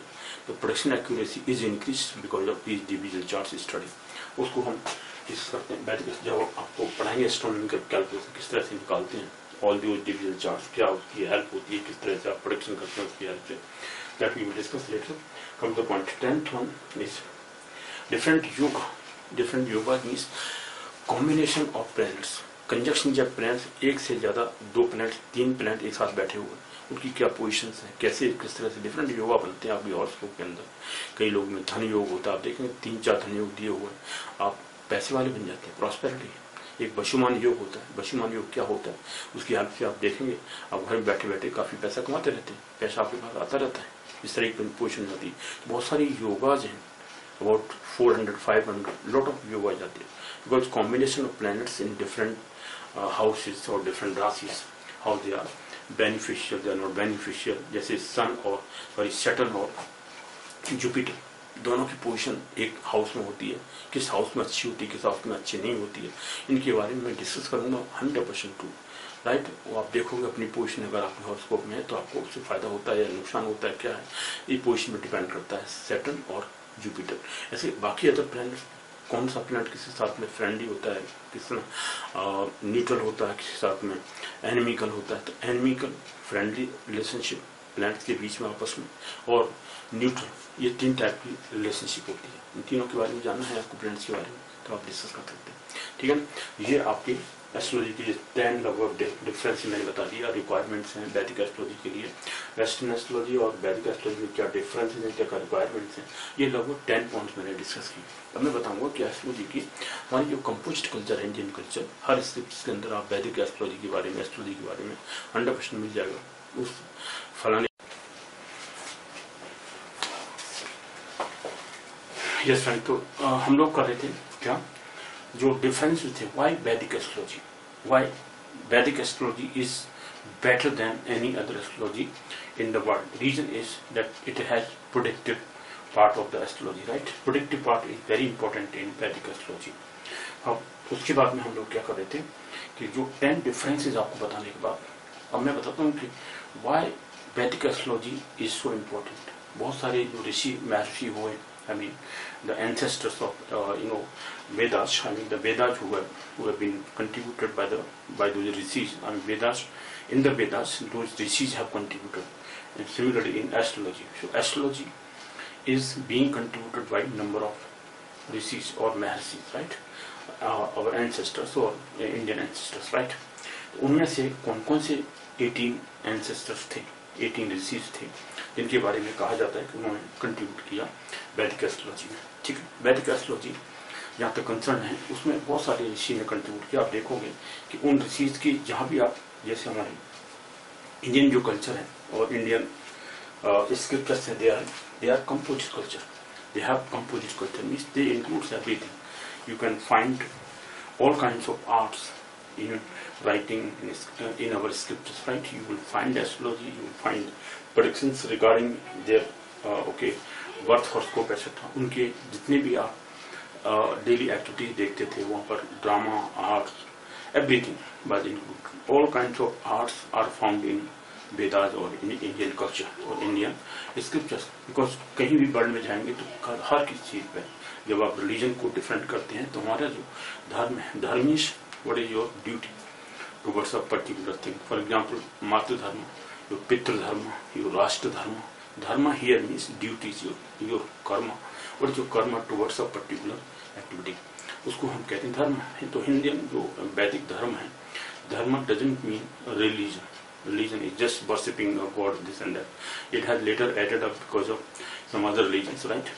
But हमारे जो वैदिक चीजें हैं, वेद में जो धर्म का मतलब है, that means the person who is very very pious person, truthful, his duties are so much, I mean, honestful or full of honesty because of towards everything. I mean your pitra dharma, your duties towards your father, towards your mother, towards your brothers, bhratu dharma, पितृ धर्म, matri dharma, matri means mother, your duties towards mother, duties towards father, and इसके धर्म। तो dharma means duties, your karma, your honestful activities towards your parents, towards your father, mother, brother, your sister, your everything, okay, that is rashtra dharma, okay, और your duty towards your nation. This is known as dharma. Dharma doesn't mean religion. Religion is different thing and dharma is different thing. So Indian religion is mostly, or dharma is mostly a duty towards an activity of a person. किसी चीज की धर्म हो सकता है, धर्म means duty हो सकती है, उस पर बेस्ड हम, जैसे ज्योतिष आपको, तो मैंने बताया कि कितने 10 जो पॉइंट्स थे, डिफरेंस दिखाया आपको कि किस तरह वेस्टर्न एस्ट्रोलॉजी और वेस्ट वैदिक एस्ट्रोलॉजी के लिए क्या क्या जरूरत पड़ती है ना, वो मैंने आपको डिस्क्राइब किया 10 पॉइंट्स लेकर के। उन 10 पॉइंट्स के बाद में अब मैं बताता हूँ कि जो कंट्रीब्यूटर्स हैं वैदिक एस्ट्रोलॉजी किन लोगों ने दिया, कौन से एंसेस्टर थे, उनके नाम, मोस्टली इनकी जो स्क्रिप्चर्स पाई जाती हैं, इनकी संहिता पाई जाती हैं, इनके बुक्स पाई जाती हैं, इन ऋषियों के द्वारा लिखी हुई। कौन कौन से ऋषि हैं? 18 ऋषि हैं, इनके नाम मैंने लिखा हुआ है, संस्कृत का श्लोक दिया हुआ है, and after that I converted it into in English also, क्योंकि इंग्लिश में काफी लोग समझ पाएंगे, क्योंकि ये इंग्लिश वर्जन में मैंने आपको ये श्लोक नहीं लिखा क्योंकि संस्कृत का श्लोक था, तो मैंने इसको इंग्लिश में यहाँ लिखा हुआ है, तो आप इसको इंग्लिश में देख सकते हैं। You can see this in English as well, because this in Sanskrit verse and this is in English translation. Names of the rishis written in English, one if has to cite something, names of the rishis, then one can cite in English, in Sanskrit. Hindi जो speaking लोग हैं वो समझ सकते हैं कि भाई सूर्य का मतलब सूर्य होता है, पितामह व्यास ऋषि थे, है ना। ये 18 लोग थे, क्या कौन से? व्यासो, सूर्य पितामह, व्यासो, वशिष्ठो, अत्रि, पाराशर, ये पाराशर, कश्यपो, नारदो, गर्गो, मरीचर, मनुर, अंगिरा, राइट। लोमश, पौलस, च्यवनो, यवनो, भृगु, राइट। देन सोनको, अष्टादशा, चेतो, ज्योतिर्शास्त्र प्रवर्तका। ज्योतिष शास्त्र किसने दिया, यानी एस्ट्रोलॉजी किस लोगों ने दिया? ये जो प्रवर्तक थे लोग, इनिशिएटर थे, प्रोपिगेटर्स थे, not propagator is not a proper word, creators और contributors, the person who have contributed towards the astrology, ये वो 18 ऋषिज हैं। इनका नाम देखिए। सूर्य, इनका सूर्य सिद्धांत पाया जाता है। सूर्य सिद्धांत जितने भी लिखा उसको हम ऋषि मानते हैं, उन ऋषि सूर्य नाम है उनका। सूर्य का मतलब नॉट सन, राइट। सूर्य पितामह, पितामह सिद्धांत भी मिलता है, उस बुक को आप पढ़ेंगे तो उसमें एस्ट्रोनॉमिकल चीजें सब, mostly astronomy, astrology, everything is included in this. आप इसको पढ़ सकते हैं। सूर्य पितामह, व्यासो, व्यास ऋषि जिन्होंने महाभारत का वो किया, मोस्टली उपनिषद, महाभारत, काफी चीजें कंट्रीब्यूटेड है। महाभारत तो उनका है ही बेसिक, बाकी उपनिषद भी है, तो पुराना भी है कुछ, पुराना श्रीमद् भागवत पुराण, राइट, भागवत पुराण भी है, तो भागवत पुराण उनका कंट्रीब्यूशन है, व्यास जी का है। बहुत सारे और ऋषिज का, जितने भी ऋषिज हैं सबने उपनिषद, ओके, पुराना लेटर क्रिएशन है, लेकिन उपनिषद जो कि सबसे ज्यादा उपनिषद का बहुत ज्यादा जिक्र आता है। उपनिषद कौन कौन सी, क्या क्या उपनिषद कहते हैं, उनके बारे में बताएंगे। हमारा जो जितने स्क्रिप्चर्स हैं यार, कंपोजिट कल्चर, उसमें हर चीज पाई जाएगी। ज्योतिष के बारे में जरूर जिक्र करेंगे, ड्रामा के बारे में बात करेंगे, क्या क्या उसमें नाटक होते हैं, डांस होते थे, क्या क्या कीर्तन, भजन, एवरीथिंग। आई मीन जितना क्लासिकल सॉन्ग्स, म्यूजिक वगैरह सभी पाया जाता है इंडियन कल्चर के, इसलिए कंपोजिट कल्चर कहते हैं। आप ये नहीं कह सकते भाई ड्रामा और क्लासिकल म्यूजिक वाला कुछ नहीं है। Music, singing, everything is included, right, in Indian scriptures. They talk about that, महाराज के यहाँ पे ये होता था, उनके यहाँ अच्छे अच्छे क्लासिकल सिंगर्स होते थे वगैरह, है ना। ये सभी कल्चर में आता है। एस्ट्रोलॉजी, एस्ट्रोलॉजर्स होते थे, कोर्ट एस्ट्रोलॉजर्स बहुत ज्यादा कंट्रीब्यूटर्स थे। ऋषिज को, धर्माचारी जो होते थे वो लोग सभी एस्ट्रोलॉजी के बारे में। तो यानी वेद का तो एक 6th अंग, जैसे हमने बताया आपको, 6th ऑर्गन है ये वेद का, इसलिए हम इसको वेदांग कहते हैं। ज्योतिष को, ज्योतिष 6th part, 6th organ of Vedas, ये है। इसको जो षडांग होते हैं उनमें से, जैसे मैंने आपको बताया वो सब चीज तब वो हम डिस्कस कर चुके हैं। अब इसके बारे में बताते हैं।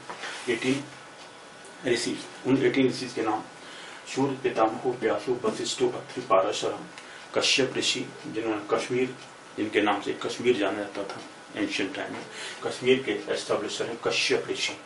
ये भी, इनका भी कंट्रीब्यूशन है कश्यप ऋषि का, इसमें एस्ट्रोलॉजी में दे आर कंट्रीब्यूटर्स। कश्यपो, नारद, नारद ऋषि, नारद संहिता मिलती है, ठीक है। गर्गो, गर्ग संहिता, मरीचर, मनु, मरीचि ऋषि, मनु ऋषि, देन अंगिरा ऋषि, मनुर, अंगिरा, राइट। लोमश ऋषि, पौलस, च्यवनो, यवनो, भृगु ऋषि, च्यवन ऋषि, जो कि Chyavan rishi was ancestors of Maharaja Maharshi Parshuram के भृगु, ये भृगु वंश थे। च्यवन ऋषि का शायद भृगु थे, च्यवन के भृगु के बाद में उनके परशुराम वगैरह थे, ठीक है। तो ये च्यवन ऋषि जो थे, जिन्होंने सुकन्या से शादी की थी, सुकन्या वाले प्रिंसेस राजकुमारी थी, च्यवन ऋषि ने शादी की थी। च्यवन ऋषि ब्राह्मण थे, तपस्या कर रहे थे, सुकन्या ने उनकी आंखों को फोड़ दिया, जो भी किया, अंधे हो गए वो। लेकिन बाद में राजा ने बेटी को, क्योंकि अपराध किया बेटी ने, इसलिए उनके साथ शादी कर दी। इसे कहते हैं सुकन्या की शादी महाराजा च्यवन ऋषि के साथ हुई थी। च्यवन ऋषि भृगु वंश थे, भृगु ऋषि के फादर वगैरह थे, च्यवन ऋषि वहां से आते।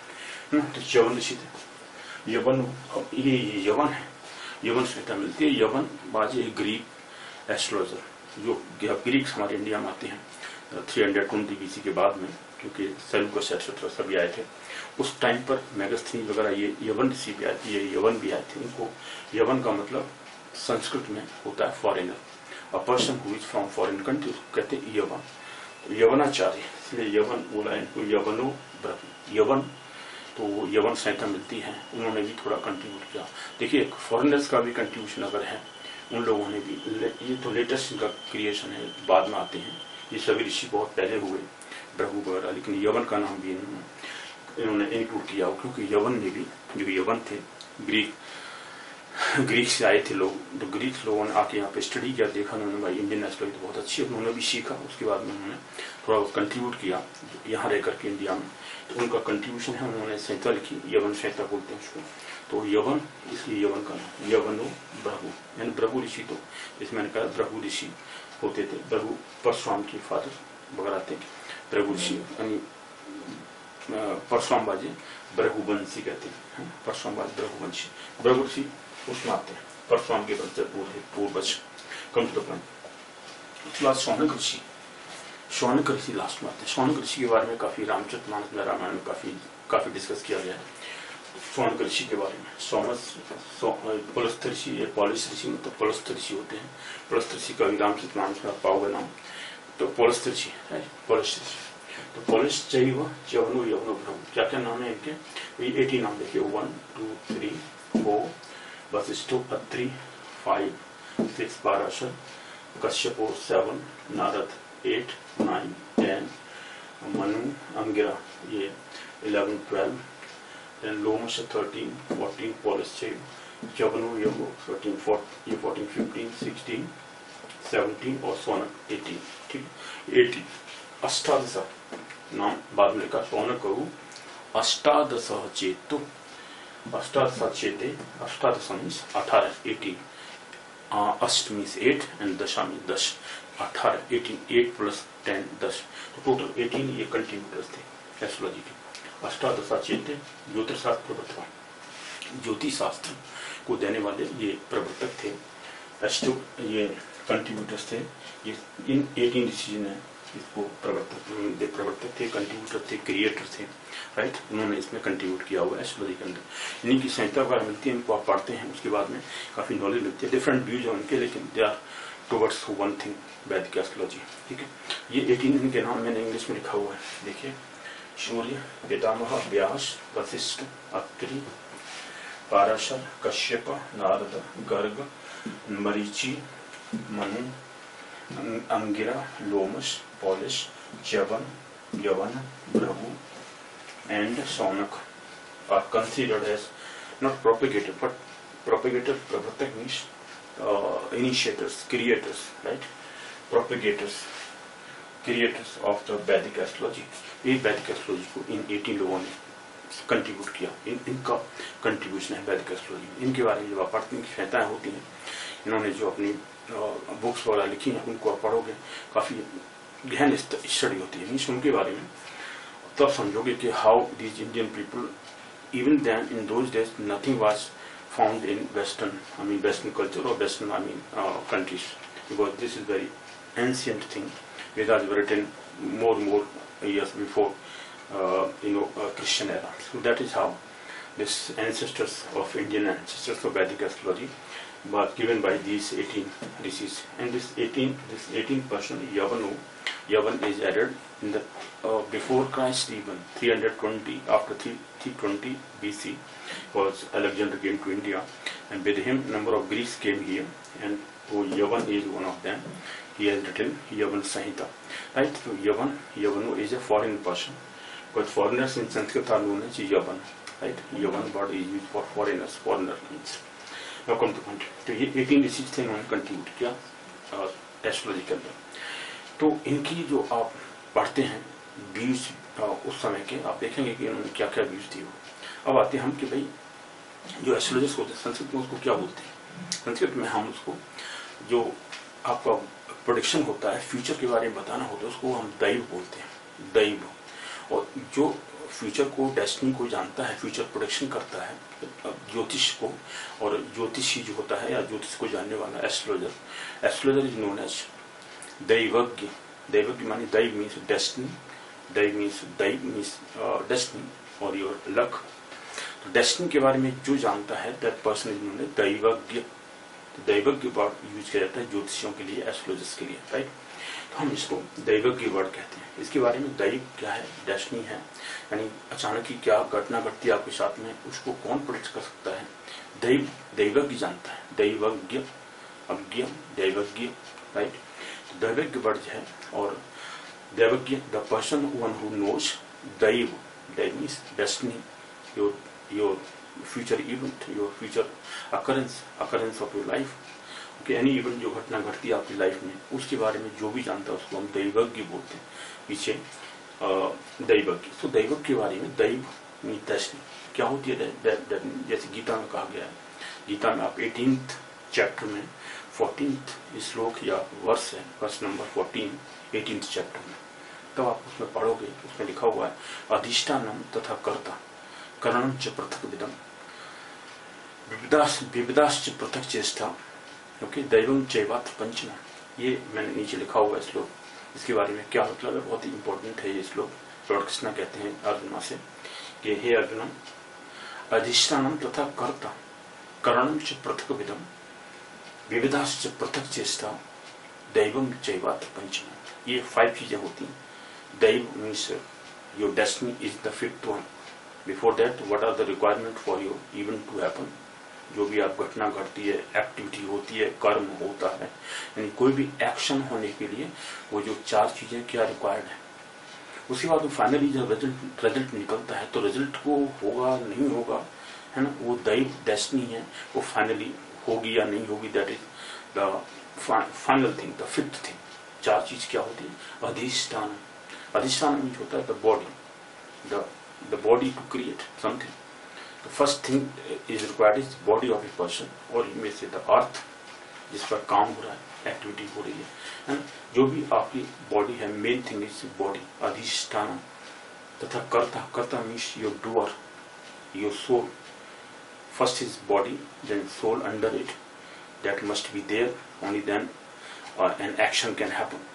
Okay, second thing is karta or doer. Adhisthana means your body. Karta means your doer or your soul, right? Doer, the person, one who does the things. That means your soul. Then karnam cha prathak. Here karnam means senses, different kind of sense. Prathak vidam. Prathak means different kind of karnam senses.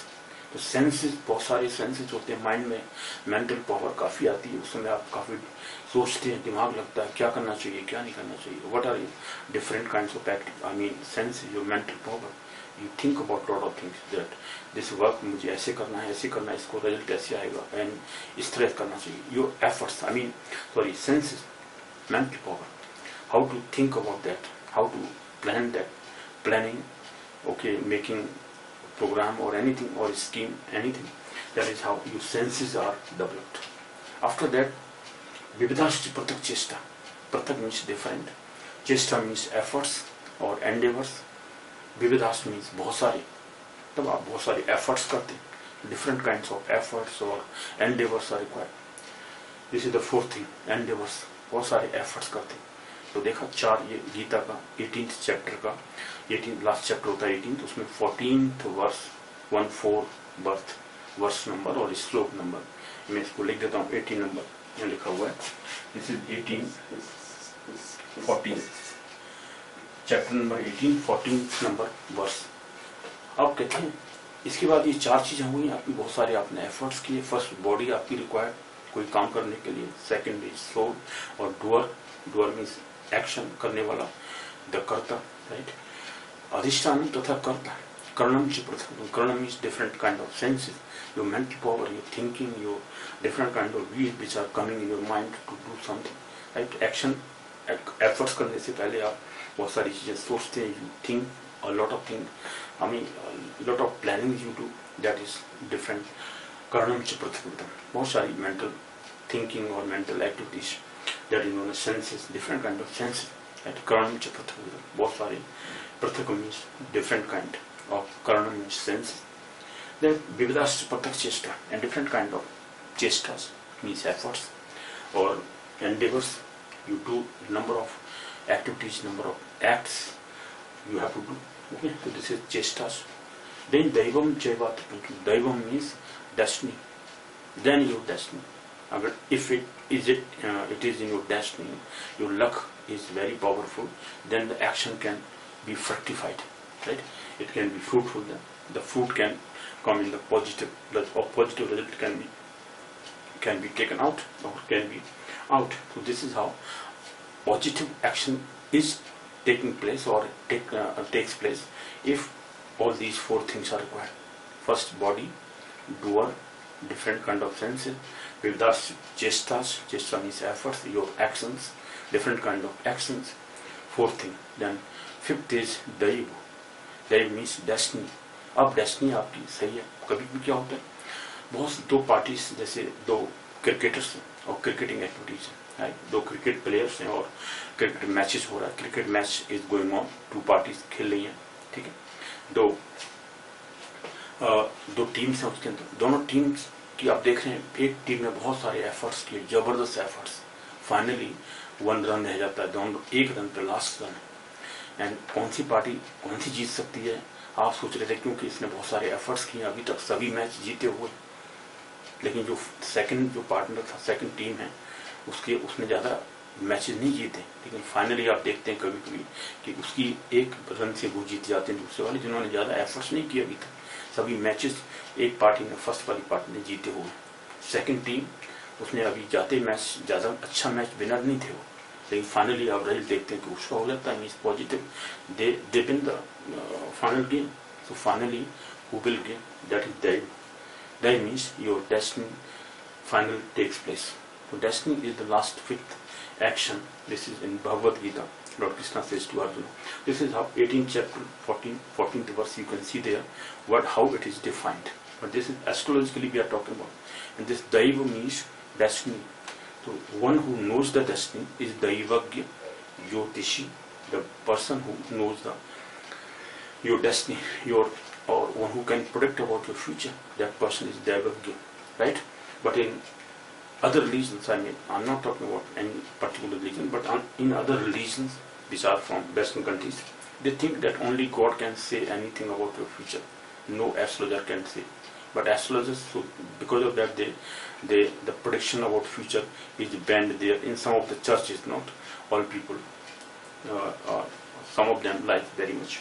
The astrology, Vedic astrology, so much popular in Western countries, USA, UK, and other countries, France, Canada, okay, number of other countries, New Zealand even, so Australia, almost all the Western countries, or in Eastern countries also, astrology, Vedic astrology is being discussed, being taught, being studied, being forecasted about their future activities. So, I mean, predictions are being done there.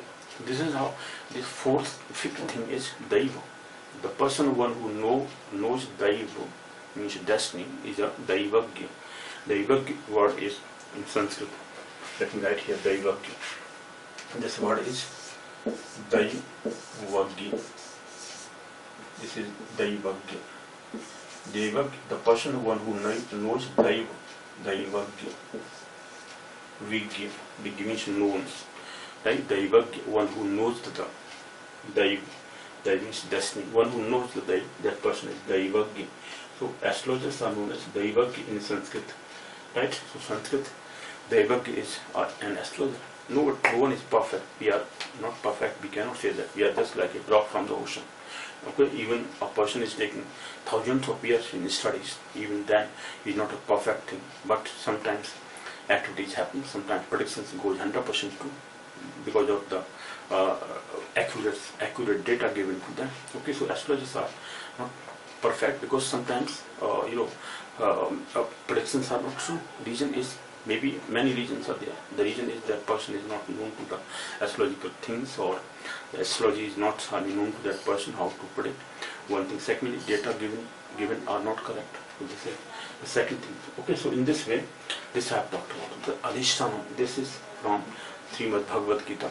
Right? Bhagavad Gita, in which Lord Krishna says to Arjuna that Adhisthana tatha karta karnam cha prathavidam vividascha pathak chesta daivam chaivat panchamam. 5th one is Daiv, destiny. Destiny then takes place, whether it happens positive or not. Whether it is positive in your favor or is in your favor or not favor, you can't decide.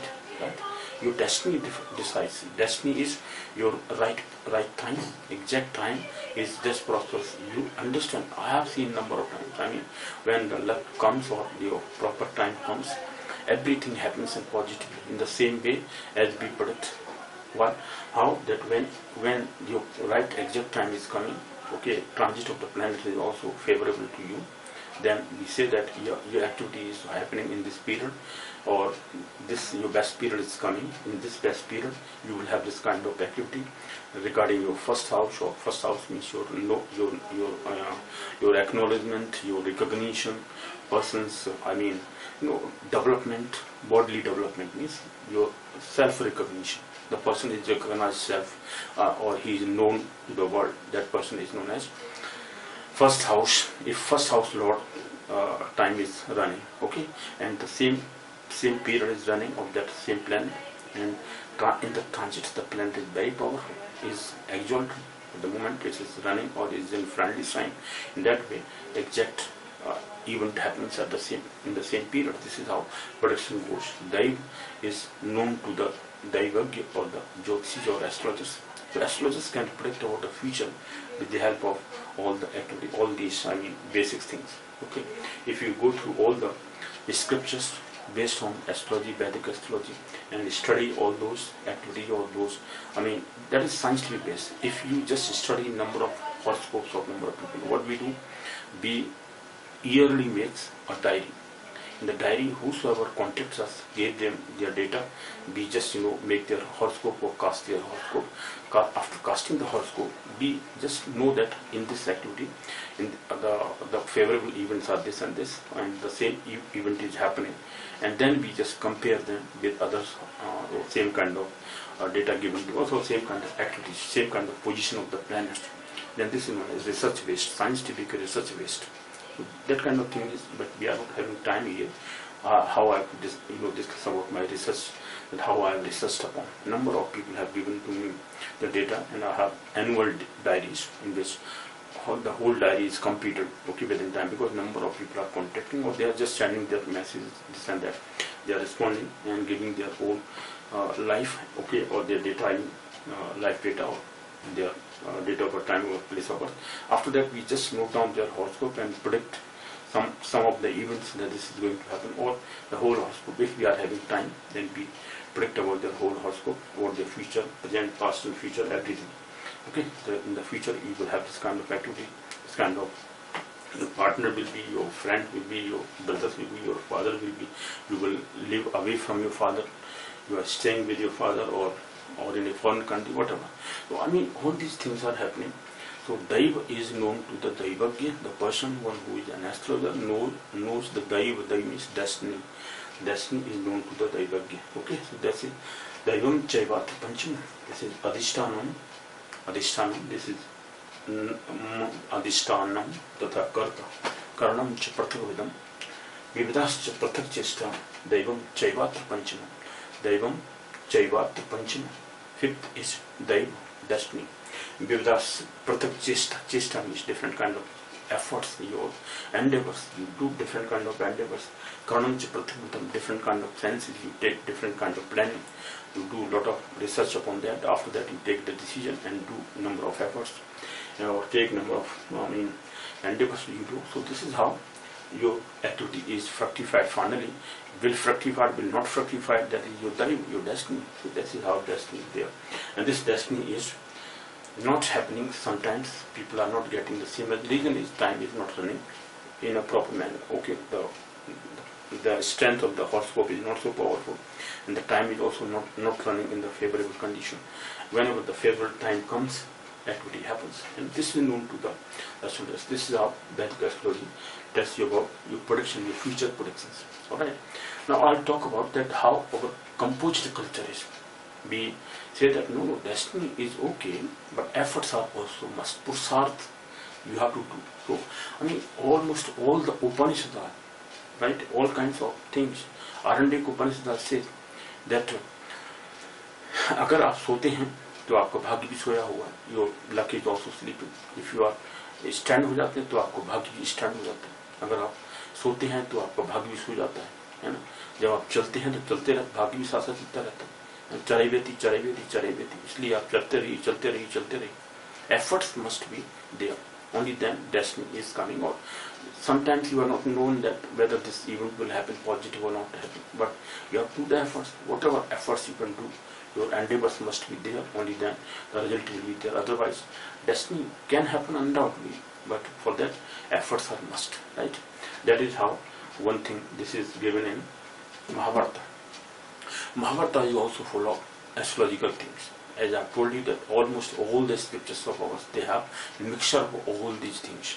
That is composite culture. Indian culture is composite culture. Whatever ancestors have said, all the scriptures are full of these kind of knowledge. Okay, even the foreigners who came to India, they also have that kind of, what do you call, attraction towards the astrology. Initially, they were not accepting. No, we are forbidden by our scriptures, by our that.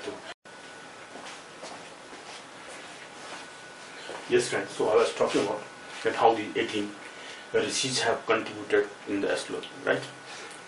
Then, sorry. Then I was talking about Bhagavad Gita, that Daiv or your destiny can take place if you are doing all these things. Efforts are must, right? Body is required. First is body, then your karta means doer, the soul of yours, then different kind of senses, and after that Vidas Pratyachesta, or sorry, efforts you have to do, and only then the Daiv can take place, or destiny can be there, right? Destiny can happen. Now come to the next thing, that in Mahabharata they say that no, destiny can take place only when efforts are there. पुरुषार्थ you have to do. You cannot say that you दैव आप चुपचाप बैठे हुए हैं दैव आपको ले लेगा. No, you have to do the efforts. You have to do in the same direction. Whenever your time comes, before that we tell the people that please be active in this period. You can have this kind of opportunity because your time is running. It's going to be fructified if you do something. So in that, we just tell them do the efforts. Okay, so that is how destiny. So this is from the Mahabharata. Mahabharata says that Daive Purus Kare Loko Ayam Sampratitita, right? Tatra Daivam तो विधना काल युक्ति लाभेत. क्या मतलब इसका? इसका मतलब है, मैं इसको इंग्लिश में एफर्ट्स भी करता हूँ ट्रांसलेट, और हिंदी में भी करता हूँ, ठीक है, संस्कृत में भी करता हूँ. संस्कृत में गिवन है, this verse is given in Sanskrit means in Mahabharata by Ved Vyas, because Maharshi Ved Vyas, this Vyas rishi, where is Vyas? व्यासो, वेयर इज व्यास? दिस व्यासो, right? Surya Pitamaha Vyasa. The Vyasa Rishi, who has written Mahabharata, the Mahabharata, written by Ved Vyas, right? Ved Vyas, this is Vyasa. So Vyasa is also contributed to the astrology. He has given in Mahabharata, you can find this slok in Mahabharata, or this verse in Mahabharata. उसमें कहते हैं कि दैव means वही destiny, पुरुषकरे means your पुरुषार्थ, your efforts, दैव or your destiny, and पुरुषकरे or your पुरुषार्थ, or efforts, लोको अयम संप्रतित, ये दोनों ही जरूरी हैं कोई भी काम करने के लिए. These two are must, destiny as well as your efforts. Without efforts, destiny will not fructify. It says, this is in Mahabharata. Almost all the scriptures talk about destiny, this and this, efforts. Full of all these kind of knowledge. If you go through every word of Mahabharata, I have gone through the whole 12 volumes of Mahabharata. I have seen there a lot of things. Full of all kinds of things. This is full of, politics. Every kind of thing is there. No, any branch is left from Mahabharata. Mahabharata is full of all kinds of creative arts, 64 types of arts. Okay, those 64 arts, I can't say that no one can. Any art is just being left from Mahabharata. Mahabharata is full of all kinds of things, all activities of life, which can be possible, which can happen. So Ved Vyas has written in Mahabharata that Daive Puruskare Loko Ayam Sampratitita Tatra Daivam Tu Vidinha Kali Yuktin Lavayati. Kali Yuktin Lavayati. कहते हैं तत्र दैवम तो वेदना, कह रहा तत्र दैवम तो दैव तभी हो सकता है जब आप बहुत सारे एफर्ट्स करते हैं. क्या मतलब इसका दैव, मैं इसको इंग्लिश में लिखा हुआ है जिससे कि the people who are reading this in English can understand this verse in Sanskrit. दैवे पुरुषकरे लोको अयम संप्रथिता प्रथिता तत्र दैवम तो विधिना काल युक्तेन लाभयते. मतलब इसका क्या है, दिस वर्ल्ड इज लोको अयम, ये वर्ल्ड, लोको मीन्स ये लोक, ये संसार, ये वर्ल्ड, लोको अयम संप्रतिष्ठिता, इन दोनों पर बराबर डिपेंड करता है। किस पर? This world is dependent on daiva और destiny. Daiva means as I told you destiny, दैव जैसे महाभारत, इसमें भगवद गीता में कहा, भगवद गीता ये part of Mahabharata. So the world is dependent on daiva और डेस्टिनी, डेस्टिनी, राइट, दैव और डेस्टिनी एंड पुरुषार्थ, पुरुषार्थ means efforts, endeavors, whatever endeavors you do, efforts you do, those efforts are must, and Daiv is also must. Daiv will take place, destiny will happen only when you are doing something in that field. Some people are just not doing anything, not reading, writing, no literature, no study, then they can't get that kind of knowledge. Efforts are must for achieving anything, right? Now this is how Tattva Daivam to Vedanam, they say that world is dependent on two things, Daiv or destiny, destiny is Daiv, and पुरुषार्थ और efforts. तो प्रयत्न आप करोगे, efforts आप करोगे, वो और डेस्टिनी आपकी जो डेस्टिनी है, भाग्य है, वो भाग्य और डेस्टिनी, राइट, और दैव, दैव मीन्स भाग्य और destiny. English it is destiny, in Hindi it is भाग्य और दैव, right. And Purusarth means different kind of efforts. Purusarth, we have to do something, efforts. Purusarth or efforts. Daiva becomes, it says that Daiva becomes fructified or fruitful, or will be fructified or will be fruitful only when efforts are made. वो कहते हैं तत् दैवम तो वेदना काल युक्ति ने लाभ लेते, जैसे कालिक लाभ उसका तभी मिलता है अगर वो बहुत सारे बिजनेस एक्टिविटी आप करते हैं। तो एफर्ट्स अगर आप इन्वॉल्व करते हैं, एफर्ट्स करते हैं, तभी वो फ्रक्टिफाइड होता है। तत्व दैवम तो वेदना, तभी दैव विधि होता है, मीन्स एफर्ट मीन्स कंप्लीट होता है, या डेस्टिनी फुलफिल होती है। काल युक्तेन लाभेते, और उसका लाभ तभी आपको जैसे समय आता है मिलता है। कब? लोकवयम तम प्रतिष्ठिता, दैव पुरुष करे और दैव दोनों ही आप एफर्ट्स साथ साथ करते हैं। एफर्ट्स भी तभी आएगा, एफर्ट्स तब आप करेंगे जब आप, डेस्टिनी आप तब मिलेगी जब आप एफर्ट्स करते हैं। दोनों ही एक साथ करने चाहिए, डेस्टिनी तभी मिलती है। Efforts are must, first is efforts. ये एफर्ट्स और डेस्टिनी कौन पावरफुल है, क्या है, हम कुछ नहीं कह सकते। कभी कोई क्या होता है, यू आर सिटिंग आइडल, अगर आपको बहुत मोस्ट फेवरेबल पार्ट होता है, हम जैसे बता सकते हैं कि भाई आपका मोस्ट फेवरेबल टाइम है इस समय लाइफ का, तो आप देखोगे, जैसे मैंने कई बार कहा हुआ है, जो लोग जिनका जैसे चलता है वो टाइम, तो हम बता देते हैं कि आपको कहीं से फोन आएगा अपने आप ही, you will be phone by a person, you will be advise by your colleagues, you will be advise by your parents, आपको एडवाइस मिल जाएगी अपने आप ही, आप सजेस्ट करेंगे वो लोग, आप ये कर लो, ऐसा कर लो, चलो चलो ऐसा करो, और तुरंत ही आपको जॉब मिल जाती है। Means this is how your destiny period, your time exact period is coming, और best period of life comes.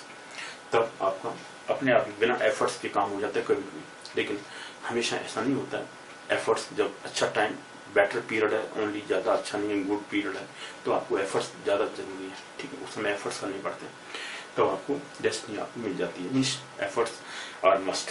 लेकिन कभी, जिसमें कभी रेयर केसेस हैं, जब आपको बेस्ट पीरियड लाइफ का होता है, उस समय आपको बिना कुछ किए हुए भी फोन आ सकता है आपके पास, घर पे बुलाने आते हैं लोग, चलिए आपको जॉब मिल गई है।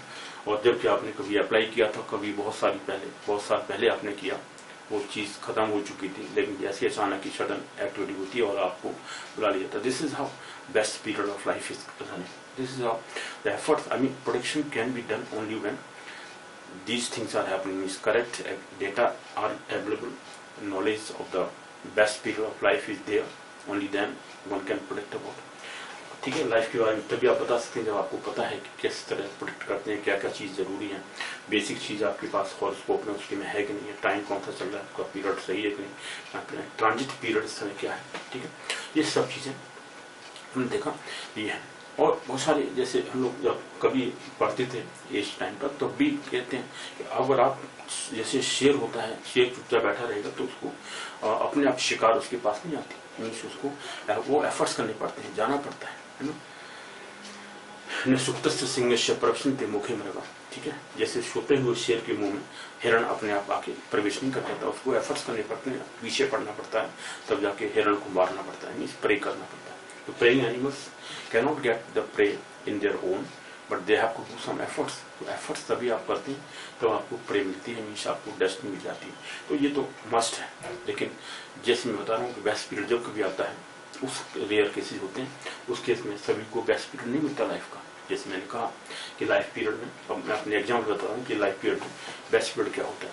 जब आपकी लाइफ का सबसे बेस्ट पीरियड है, तब उसको आपका स्टडी टाइम है ना, और आपका मैरिज टाइम है। बहुत सारी मैरिज लेट हो जाती है, जब आप मैरिज आप चाह रहे थे उस समय मैरिज नहीं हो पा रही है, लेकिन मैरिज का टाइम जैसे ही आता है, जब आपकी I mean you are not requiring even then, जो बेस्ट पार्टनर मिल जाता है कभी भी, आई मीन कोई भी हो सकता है, फ्रॉम गर्ल्स की तरफ से अच्छा हस्बैंड मिल सकता है एंड टाइम जब आता है तब। लेकिन उससे पहले आपने काफी एफर्ट्स किए, तब कोई नहीं मिलता। अचानक ही जब मतलब पार्टनर का टाइम आता है, उसमें मैरिज पार्टनर का जब टाइम आता है मैरिज का, तब ये पार्टनर इज अवेलेबल।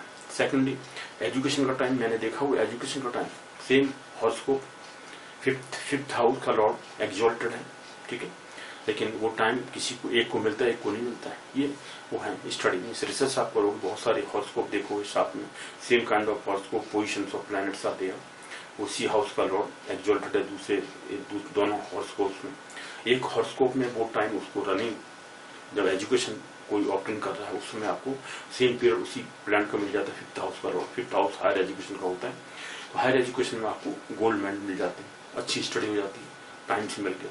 लेकिन दूसरा उसको टाइम नहीं मिलता, उसको कुछ नहीं मिलता, उस समय उसकी एजुकेशन मिडिल लेवल की होती है, काफी एफर्ट्स करने पड़ते हैं, फिर भी पास नहीं हो पाते हैं या बहुत कम मार्क्स आते हैं। That is how the best period is running. ये डेस्टिनी, इसे डेस्टिनी कहते हैं। हम डेस्टिनी को डिफाइन एस्ट्रोलॉजी कैसे करते हैं, जो आपको पीरियड मिल जाता है टाइम में, लाइफ टाइम का, जैसे आपको बेस्ट पीरियड चाहिए था उस समय मिल जाता है। कई लोगों को लाइफ का सबसे बेस्ट पीरियड एंड में मिलता है, जब रिटायर हो जाते हैं, जब एफर्ट्स कर रहे थे, बहुत सारे एफर्ट्स किए, लेकिन उस समय कुछ नहीं मिलता है, एंड में जाके उसको अच्छा पीरियड मिल जाता है, ठीक है। तो बेस्ट पीरियड लाइफ का जब चलता है, तभी आपकी अच्छी एक्टिविटी होती है। लेकिन वो एक्टिविटी एप्रोप्रिएट मिल जाती है, नहीं मिलती है, टाइम से नहीं मिलती है। जब आपका टाइम पीरियड पढ़ने का खत्म हो जाता है, उस समय वो पीरियड चल रहा है, तो आप कहीं थोड़ी बहुत एफर्ट्स करते हैं, लेकिन उतना एफर्ट्स नहीं कर पाते, है ना। तो ये इस तरह से वो दूसरे फील्ड में हमें कंट्रीब्यूट होता है। फिर मीन्स जिस समय आपको जरूरत है उस समय एप्रोप्रिएट पीरियड मिलना चाहिए। कभी कभी क्या होता है कि आपको जो बेस्ट पीरियड लाइफ में नहीं मिलता है। हमारे यहाँ जो जन्म लेने की वो है, means incarnation, I mean you are just taking rebirth. तो रीबर्थ का जो कंसेप्ट है वो ये है 120 ईयर्स में, जैसे ही लास्ट पीरियड में जब जिस प्लेनेट की दशा चल रही है, उस पीरियड का अभी जैसे कुछ ईयर्स खत्म हो जाती हैं, अभी तो आपने यूटिलाइज किया उसको लाइफ में, इस लाइफ में ले लिया। उसी पीरियड में जैसे ही आप डेथ होती है, नेक्स्ट पीरियड आपका स्टार्ट हो जाता है, वहां से जहां आपका बर्थ होता है, उस बर्थ में नेक्स्ट बर्थ में आपका वो पीरियड जहां आपका एंड हुआ, वहां से नेक्स्ट पीरियड फिर स्टार्ट होता है। इसलिए 120 ईयर्स का जो पीरियड है, विंशति दशा इसको बोलते हैं। कई मेथड्स हैं दशा निकालने का, और बेस्ट मतलब आई मीन लार्ज पीरियड निकालने का, और इसके अंदर महादशा निकालने का। महादशा से विंशति दशा भी बोलते हैं। जो बड़ा प्लेनेट है सबसे ज्यादा, वो दशा होती है बड़ी वाली। क्या क्या होती है? महादशा होती है, महादशा, अंतर्दशा, प्रत्यंतर दशा, सूक्ष्म दशा, प्राण दशा, ये 5 दशाएं होती हैं। जो 5th प्लेनेट है वो मिनट्स में, सेकंड्स में टाइम दे जाता है, ठीक है। फर्स्ट वाला ईयर्स में होता है, देन सेकंड वाला मंथ्स में आ जाता है, थर्ड वन जैसे मंथ्स के बजाय, मतलब अभी वो ईयर्स में हो सकता था, सेकंड वन, थर्ड वाला मंथ्स में आता है, then fifth one, fourth one या डेज में आ जाता है, एंड थर्ड वन आवर्स में और मिनट्स में आ जाता है लास्ट में फाइनली। तो मिनट्स आवर्स में आपको मालूम पड़ जाता है कि ये आज का दिन है, इस पीरियड में आपको ये टाइम भी होता है उस समय, इतनी बजे से इतने बजे तक आपका बेस्ट पीरियड है, इस पीरियड में आपको कुछ मिल जाएगा, जरूर आपकी एफर्ट्स फ्रूटफुल हो जाएंगे, हैं सक्सेसफुल हो जाएंगे। इस तरह से आप डेस्टिनी को अच्छी तरह स्टडी कर सकते हैं, है ना, देख सकते हैं। इसलिए वैदिक स्टडी को बहुत ज्यादा इंपॉर्टेंस है, लेकिन इसके लिए आपको स्टडी बहुत ज्यादा चाहिए। I always suggest my student, sir please जितने भी प्रोफेशनल्स हैं जिनके पास टाइम काफी है अभी, क्योंकि अब एज उनकी मैरिज के बाद स्टार्ट हो जाती है, when they are entering into your married life, and after that professional life start होती है। साथ साथ प्रोफेशन के साथ में आप स्टडी कर सकते हैं, क्योंकि now you are earning as well as studying साथ में कर सकते हैं। लेकिन अगर आप पहले अच्छी तरह से कहीं वो नहीं है, मीन्स प्रोफेशनली आप अभी एस्टेब्लिश नहीं हुए हैं, उसमें आप स्टडी कर रहे हैं। अगर आपका ये प्रोफेशन है, यानी you want to do it as a profession, तो आप स्टडी कर सकते हैं, बचपन से ये ले लीजिए और आप प्रोडक्शन करते रहिए। काफ़ी लोग एंजॉय करते हैं एफर्ट्स। यूएसए में बहुत सारे इंडियंस गए हुए हैं, they are earning lot of money. Even Americans are also learning Vedic astrology, and they are also doing their own business. I mean, so if you want to do this as a profession, as a study only, you want to, I mean, do your all kinds of efforts only in this as a profession, you want to use it, then you can do efforts only in this direction. लेकिन अगर आप कोई profession और other से post करते हैं जिसमें आपकी बैल रीच है, अच्छा वहाँ तक आपकी पहुँच है उसके अंदर, तो आप उसको करिए। पहले जब एस्टेब्लिश हो जाते हैं एज ए प्रोफेशन में, अर्निंग आपकी अच्छी होती है स्टार्ट, उसके बाद में आप इसको साथ खत्म कर सकते हैं। This is what I suggest almost all my students, right, who are engineers, doctors, managers. वो सभी जितने स्टूडेंट्स होते हैं क्लासेज में, जैसे मैनेजमेंट की क्लासेज में MBA स्टूडेंट्स, MCA स्टूडेंट्स, वो कहते हैं हम पहले जॉब लीजिए, जॉब के बाद में फिर स्टडी करिए, then understand that what is this, and if you have the time, some time नहीं मिलता लाइफ में, वही है ना, जो आपका बेस्ट पीरियड आता है, आपको टाइम मिल जाता है, आप पढ़ सकते हैं, otherwise you have no time to study anything, है ना, इतने बिजी हो जाते हैं। It depends upon your again destiny, your luck और व्हाटएवर। तो this is how luck works. आप कुछ लोग जैसे कई रिलीजन्स हैं वो बिलीव नहीं करते what is disaster, what is rebirth, no birth is not there, this is only birth, you have to just do your efforts here. But my dear friend, then we ask them, अगर आपका birth ये है, आपने जो कर्म अभी किया है उसी का फल अभी मिलना है, ठीक है, आप कर सकते हैं। लेकिन हम कहते हैं कि आपका जो कुछ ऐसे एफर्ट्स थे, अच्छे थे, उनका फ्रूट आपको अभी नहीं मिला, डेस्टिनी आपकी अभी वो नहीं हुई, मीन्स आपको you couldn't gain from that efforts of yours, but those efforts can be fructified in next birth, है ना। लेकिन नेक्स्ट बर्थ का मतलब अब कहते हैं भाई आपने एफर्ट्स किए हुए हैं अभी, तो वो जो आपको एफर्ट्स अभी करते हैं वही आपको उसका जॉब मिलता है। लेकिन जो लोग बच्चे पैदा होते हैं हैंडीकैप्ड, उन्होंने कौन सा कम किया भाई, what work they have done, why they are born handicapped, why they are born blind, उन्होंने कौन सा एफर्ट्स किया अभी तो उन्होंने कोई एफर्ट्स किया नहीं बेचारों ने, वो ब्लाइंडली पैदा हुए, लेम पैदा हुए, मीन्स हैंडीकैप्ड पैदा हुए, जबकि उन्होंने कोई काम तो नहीं किया। But so this is what our destiny period is. We have seen that number of now people are believing in rebirth also, one number of people who are born again, they are telling their story of past life. Okay, this is 100% true thing that rebirth is there in our scriptures. All these things are described, and when these events happens, then people believe that yes, this is happening.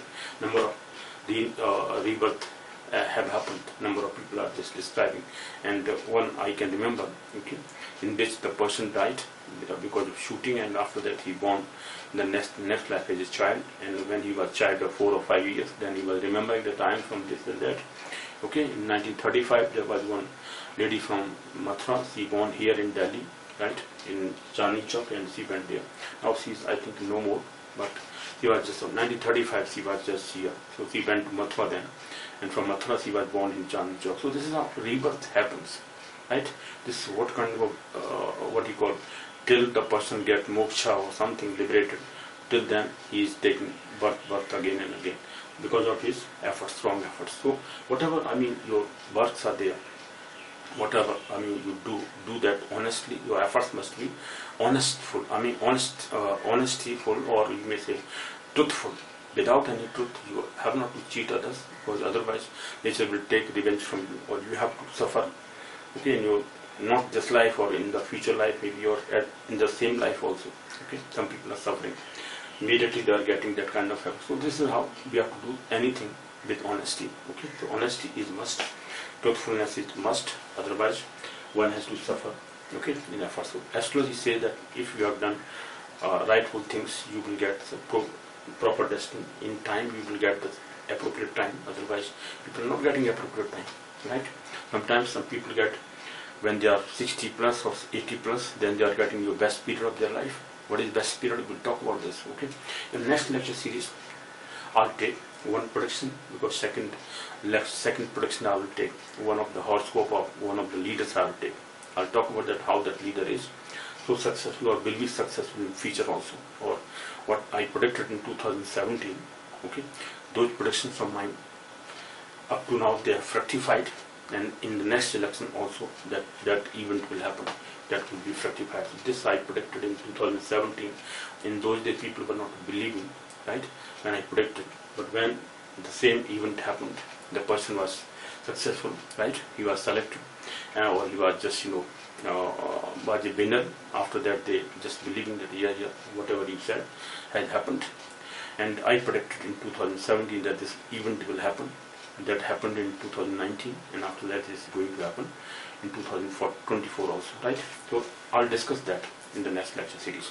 So prediction, second prediction, I'll take this, and after that this lecture series regarding astrological study, Vedic astrology आप discuss about, Hindi में भी English में भी दोनों वर्षन complete हो जाते हैं. तो ये लेक्चर सीरीज सेकंड वाली मैं डिस्कस किया कि भाई हमारा वैदिक एस्ट्रोलॉजी और वेस्टर्न एस्ट्रोलॉजी और एनी अदर एस्ट्रोलॉजी दोनों में क्या डिफरेंस होता है. हमारी वैदिक एस्ट्रोलॉजी में क्या क्या चीज़ मोर इम्पोर्टेंट है, लोग इसको स्टडी करते हैं, पूरे वर्ल्ड में आजकल फेमस है. आई मीन एस्ट्रोलॉजी पढ़ रहे हैं लोग, वैदिक एस्ट्रोलॉजी, बिकॉज मैंने देखा है कि काफ़ी लोग कहते हैं ये बात. आई mean they phone me that sir यहाँ पर तो वैदिक ऑयल भी चलता है यूएसए में, वैदिक ऑयल, राइट. वैदिक वेद के नाम से बहुत सारी चीज़ें फेमस हैं यूएसए में. They are running lot of money, right, running number of business. How this Ayurveda business yoga, yoga के बारे में ये कहा हुआ है किसमें, I think some scripture, some Upanishad, that is which Upanishad, I am not remembering the name, but that said that natasya rogo na jaran mrityu. The person, one who has made his body, okay, out of the fire of yoga. I mean, he has developed that person's body, or the person's body is developed through the fire of yoga, right? Yoga aginme sharira. Natasya rogo na jaran mrityu.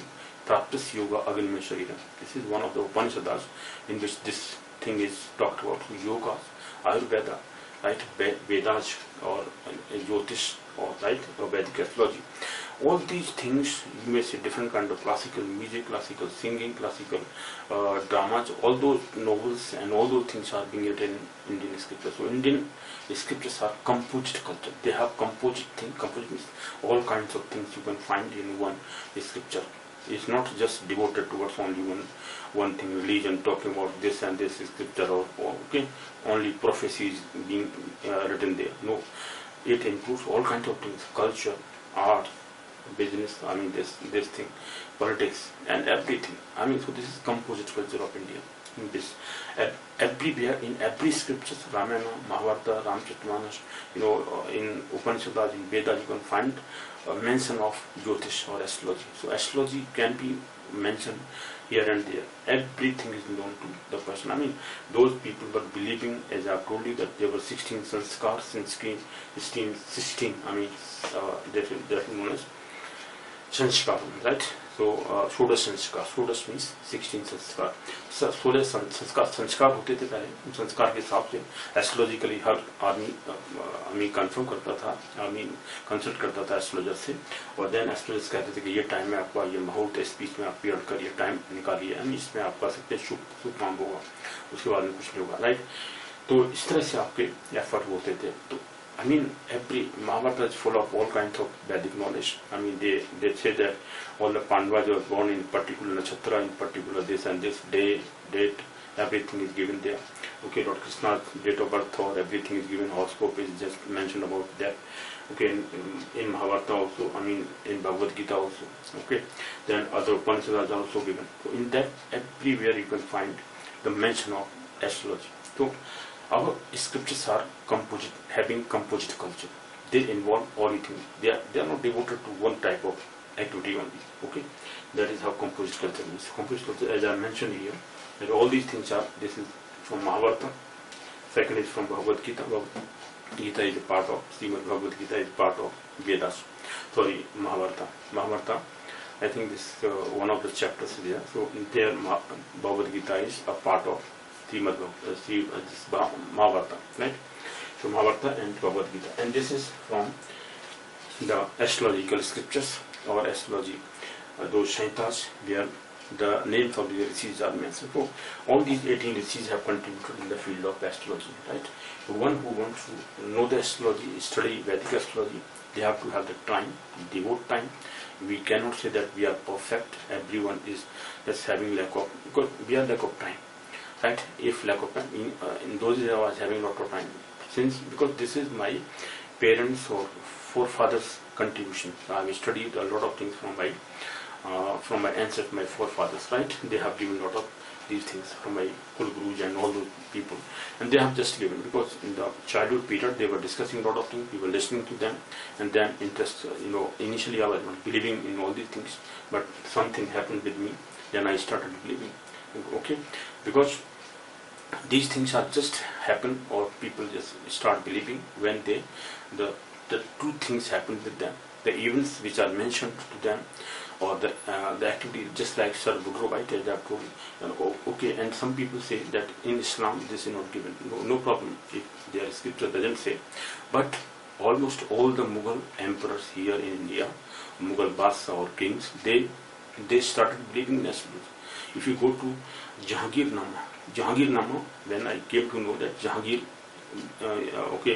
believed in astrology, he was having number of court astrologers, right? And some of the astrologers predicted that your son Khurram, the Shahjahan in his childhood will die. Okay, उसको accident होगा, मर जाएगा, कुछ लोगों ने कहा, कुछ जो एस्ट्रोलॉजर्स थे, बाकी लोगों ने, लेकिन उनमें एक ज्योतिक राय होते हैं, ज्योतिक राय एक पंडित जी थे जो एस्ट्रोलॉजर थे कोर्ट में, उन्हीं के, उन्होंने कहा नहीं, आपका खुर्रम बच जाएगा। Khurram was the eldest son of Jahangir, बाद में वो शाहजहां होता है ना, शाहजहां बन जाता है।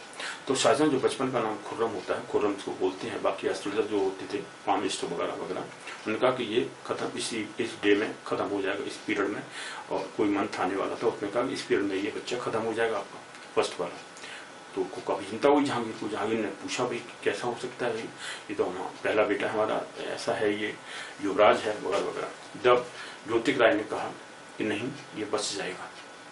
बाद में जो इवेंट घटती है वो मैंने पूरा पढ़ा हुआ है, 2-3 इवेंट उनकी बहुत अच्छी गई, और उनको बाद में जहांगीर ने उनको स्वर्ण मुद्रा में तोला, किसको, ज्योतिक राय को। और ज्योतिक राय मैंने जहांगीरनामा जब पढ़ा, जहांगीरनामा काफी लेंथी बुक है, translation in English, because mostly मैं इंग्लिश ज्यादा लाइक करता था उन दिनों में, क्योंकि English translation I just started to collect lot of vocabulary, so I was building my vocabulary just to know about number of things।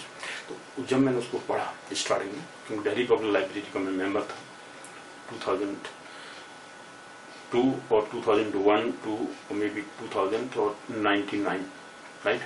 1999 I think, or 2000, the event is of that kind, 20 years back.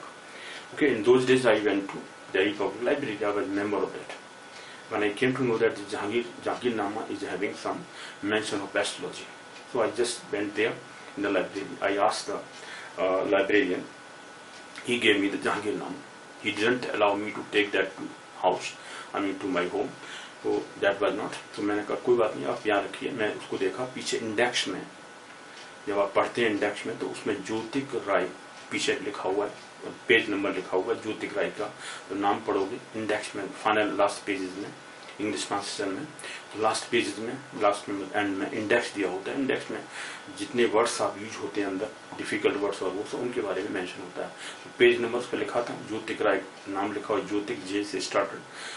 जब आप देखो alphabetically लिखे हुए names पीछे, तो उसमें ज्योतिक राय नाम लिखा हुआ था। ज्योतिक राय जब मैंने देखा पेज, वो इतना पढ़ा, कौन कौन सी इवेंट, 3-4 इवेंट उनकी करती हैं, 3-4 जो उनकी 100% ट्रू प्रेडिक्शन गया। उन्होंने कहा कि खुर्रम गिरेगा जरूर लेकिन मरेगा नहीं, मीन्स उसकी डेथ नहीं होगी, बच जाएगा बच्चा।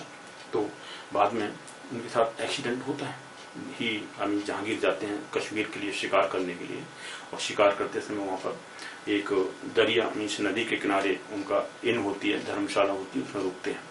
रुकने के बाद में इन में ही was staying in an inn, or in that inn was on the bank of a river. That river was having lot of water inside that.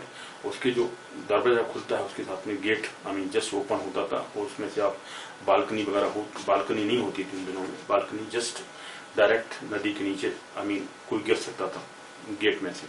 लेकिन वो शिकार खेलने जाते हैं बाहर दिन में, कहाँ है ना, नाइट को रिटर्न होने के लिए सुबह निकल जाते हैं पूरा सेना के साथ में, और सबको ले जाके सिर्फ जो मेड सर्वेंट वगैरह होती हैं वो होती है 100 के आसपास मेड सर्वेंट होती हैं साथ में। वो क्योंकि काफी सजग हो गए थे, वो कहीं बच्चा खत्म हो भी नहीं जाए, ऐसा नहीं हो कहीं, ऐसा नहीं कि उन्होंने कह दिया कि बच जाएगा तो हो सकता है, ऐसा नहीं हो सकता, मर भी सकता है।